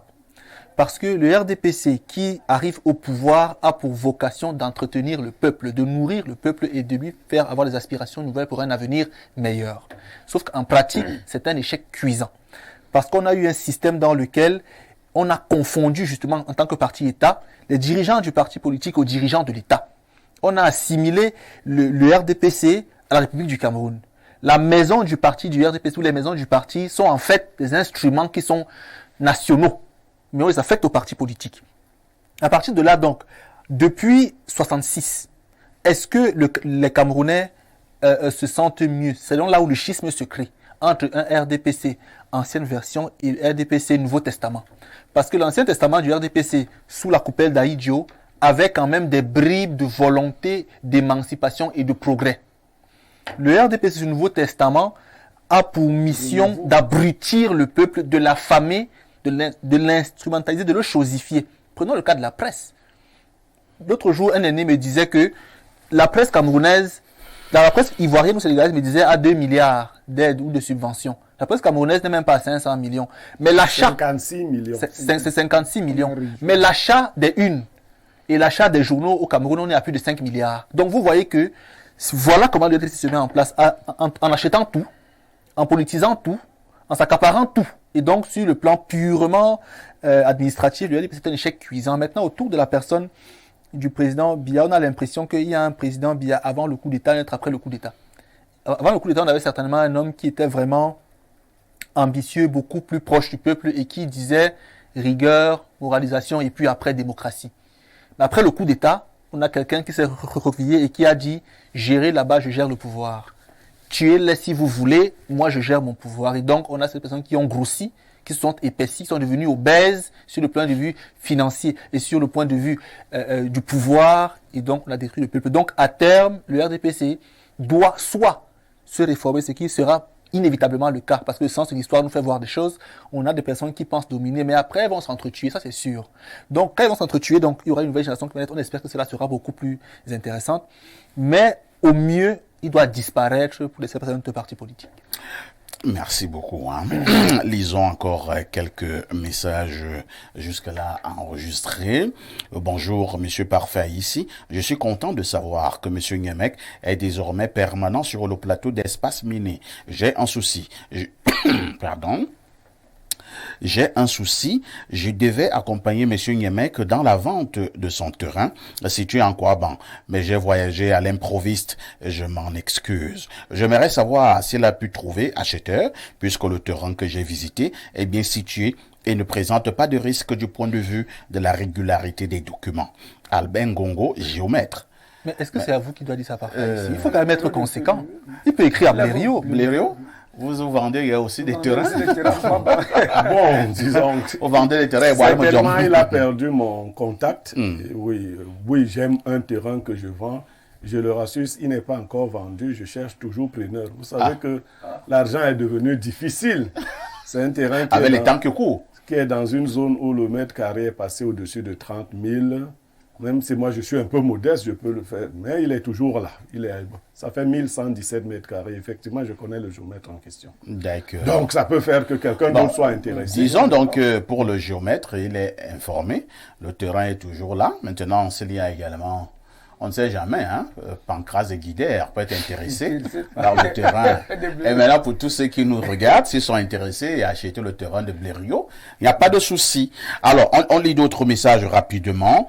Bonjour, Perfecto. Le RDPC une arnaque. C'est Landry Echemont. Il t'a arnaqué avec quoi? Landry Echemont. Bonjour Espace Miné, très belle émission et bravo aux panélistes pour leur intellect et sur des sujets aussi importants. C'est Yannick qui envoie le message. Bonjour Perfecto. Le RDPC a réussi l'exploit de tuer la démocratie au sein de sa propre formation politique. Les potentiels candidats aux élections découlent plus de la volonté du comité central que celle des comités de base. Tous ceux qui s'opposent à cette volonté deviennent automatiquement des parias. La qualité et le nombre des pontes du régime dont les ministères se trouvent aujourd'hui à Kondengui démontrent à suffisance du fiasco du régime. Danny Yves depuis Kribi. Autre préoccupation. Bonjour parfait et ta charmante équipe. La dénonciation de ce jour me touche profondément. Pas un pas dans les bars, les snacks et les boîtes de nuit sans faire face à un mineur. Sincèrement, j'ai perdu goût de la détente car je ne supporte plus cette situation. C'est Nadège de l'aéroport qui nous envoie le message. Autre message, bonjour. Alors, je lis qu'on s'écrit, hein. Oh, mon beau-père Blériot, j'aime beaucoup tes interventions. Au fait, perfecto. Et toi, on va vous baptiser ce jour, Natalia de Bernardo. Vous allez nous baptiser quel jour? C'est Natalia de Bernardo. Autre message ce jour. Bonjour, monsieur Parfait ici. J'avais un voisin policier très sévère avec les enfants du quartier pour un moins de rien, mais ses propres enfants étaient tous des bandits de grand chemin. Les bars et snacks poussent comme des champignons. Vous voyez des enfants qui dépensent en une soirée 2 millions.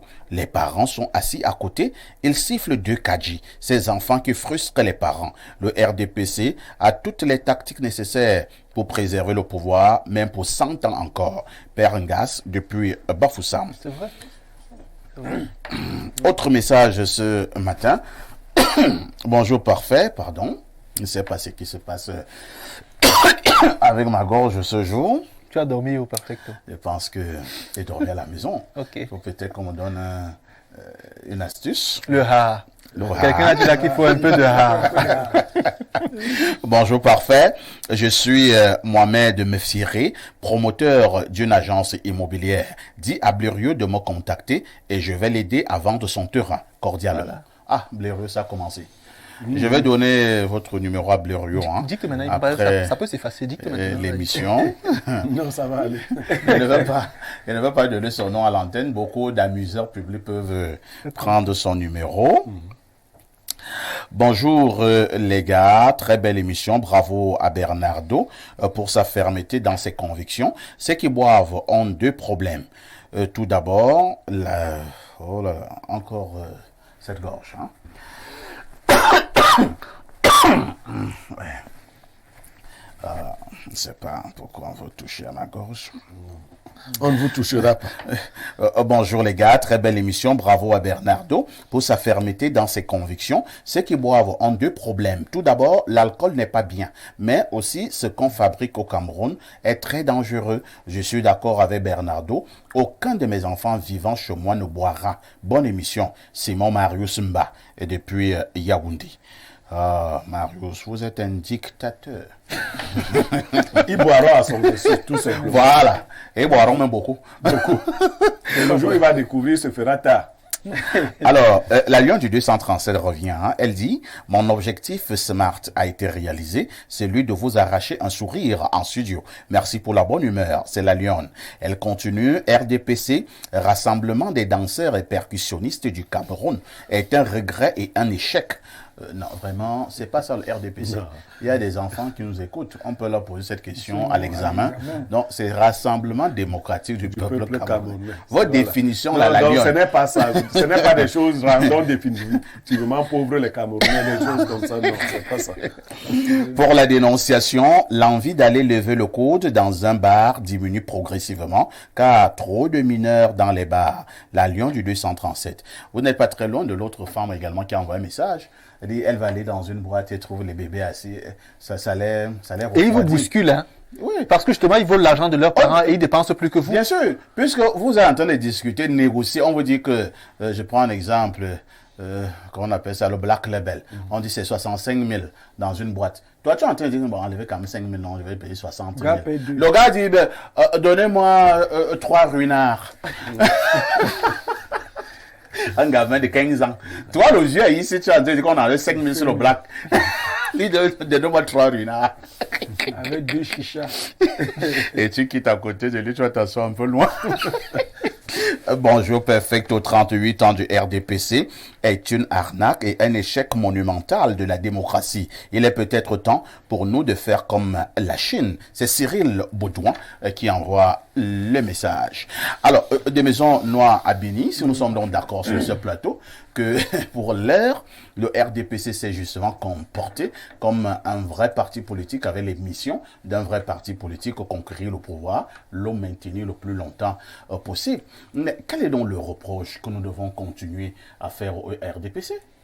Non, le reproche qu'on peut faire au RDPC, je vous ai dit tout à l'heure, dans le début de mon propos, si on considère le RDPC comme un parti politique, c'est-à-dire qui veut conquérir le pouvoir, qui conquiert le pouvoir et qui conserve son pouvoir, non, c'est un success story.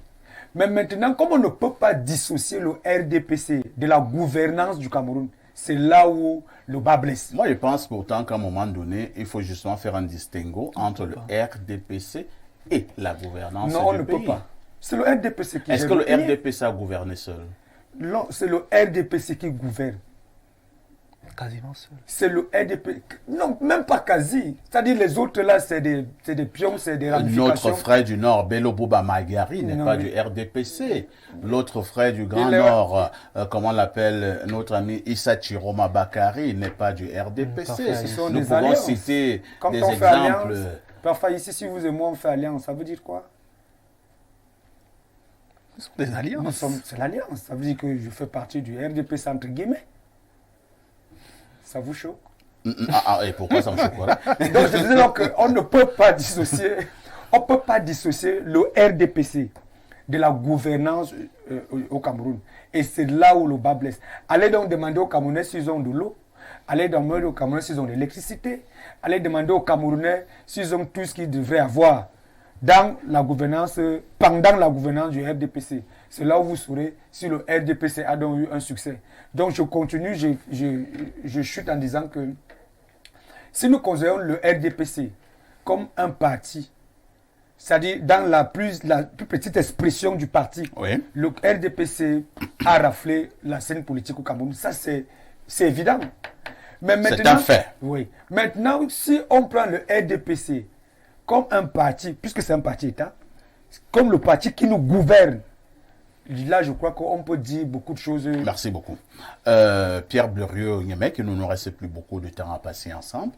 La problématique est justement entre vue du RDPC, entre succès et regret, avec un point d'interrogation. Nous sommes d'accord pour le succès, pour les raisons que nous avons évoquées tout à l'heure sur le plan politique, sur le plan de l'élection et tout ce qui va avec. Maintenant, à votre avis, vous n'êtes certes pas du RDPC, mais est-ce que vous avez quand même l'impression qu'il y a également des regrets au niveau du RDPC, au sein du RDPC?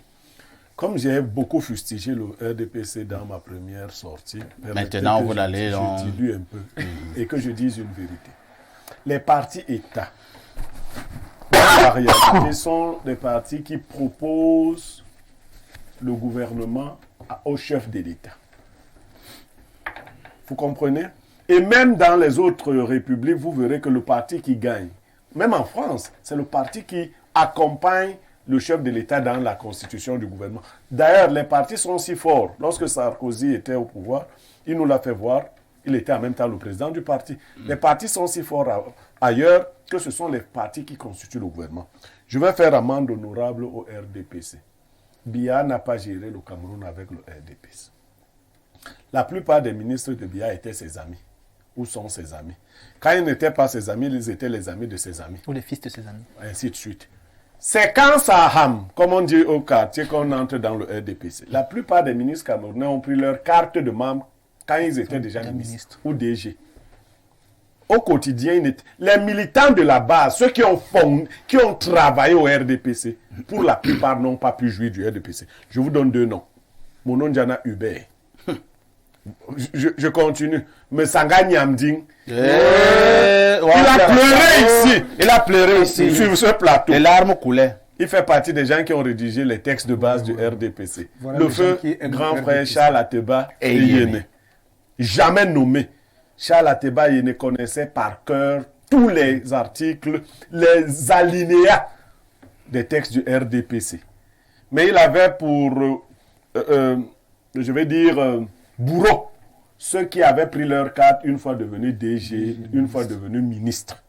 Donc le RDPC lui-même, il pleure. Son cœur saigne à l'intérieur. Ceux qui aiment le RDPC. Parce que le RDPC nous a quand même produit une idéologie. Mais ce n'est pas cette idéologie qu'on a vue au niveau de l'appareil étatique. Il y a donc comme une sorte d'escroquerie. Les gens ont utilisé le nom du RDPC pour faire autre chose que ce que le RDPC avait suggéré. Je suggère au RDPC, en lui souhaitant joyeux anniversaire, maintenant je deviens un peu plus amical, c'est 38 ans, en leur souhaitant joyeux anniversaire, je leur suggère de faire une mue. Parce qu'on a mis sur... Il faut un lavage, il faut une cérémonie de sanation, de purification, pour que le RDPC se libère. Est-ce que le RDPC est pour lui? Oui, très. Tout comme les autres partis, mais comme nous parlons aujourd'hui de lui, c'est son anniversaire. On ne vient pas à l'anniversaire de quelqu'un parler de quelqu'un d'autre. Le jour d'anniversaire, il faut aussi éviter de trop mal parler. Mais je viens de parler en tête. Personne n'avait jamais suivi Niémec dire autant de bien du RDPC. Les gens sont même étonnés. Voilà, donc je viens de dire... Vous dites que le RDPC doit faire sa mue. Il doit procéder à une cérémonie de purification, parce qu'il y a quand même du bon là-bas. Très bien. Oui, en quelques secondes, des maisons. En 30 secondes. Le RDPC a fouté le jour où ils ont enlevé les primaires. Parce qu'au RDPC, il y avait ce qu'on appelait les primaires. Ouais. Maintenant, aujourd'hui, lors des élections, on vous dit qu'il y a des investitures. Moi, je pense que tout à l'heure... Bon, c'est vrai que ce n'est pas le RDPC qui a créé des investitures. Hein. Même les pays, prenez un exemple, quand ça vous arrange, il y a parfois eu des investitures de ce côté. C'est un mode également de désignation de candidats. Parfait, ici, je ne suis pas d'accord avec M. Niémec. À quel niveau, Bernardo? M. Niémec dit certains ont utilisé le nom du RDPC à des fins égoïstes. Mais c'est vrai. Non. Le RDPC est incarné. Ceux qui ont travaillé pour le RDPC, comme il parle, étaient des esclaves. Ça veut dire c'est d'eux qu'on s'est servi pour faire quelque chose, pour après les écarter. Parce que le RDPC, dans sa forme d'après 85, là, c'est le vice manifesté. Et donc, on s'est servi de quelques esprits brillants, travailler, rédiger, penser, fonder et tout.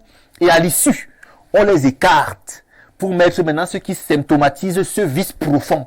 C'est pourquoi, depuis 1985 jusqu'à aujourd'hui, les mêmes dirigeants, pour la plupart, rotent, ou alors leurs enfants et leurs amis. Ceux qu'ils ont utilisés, donc, ont été mis aux oubliettes. Très bien. Donc, à partir de là, c'est pourri.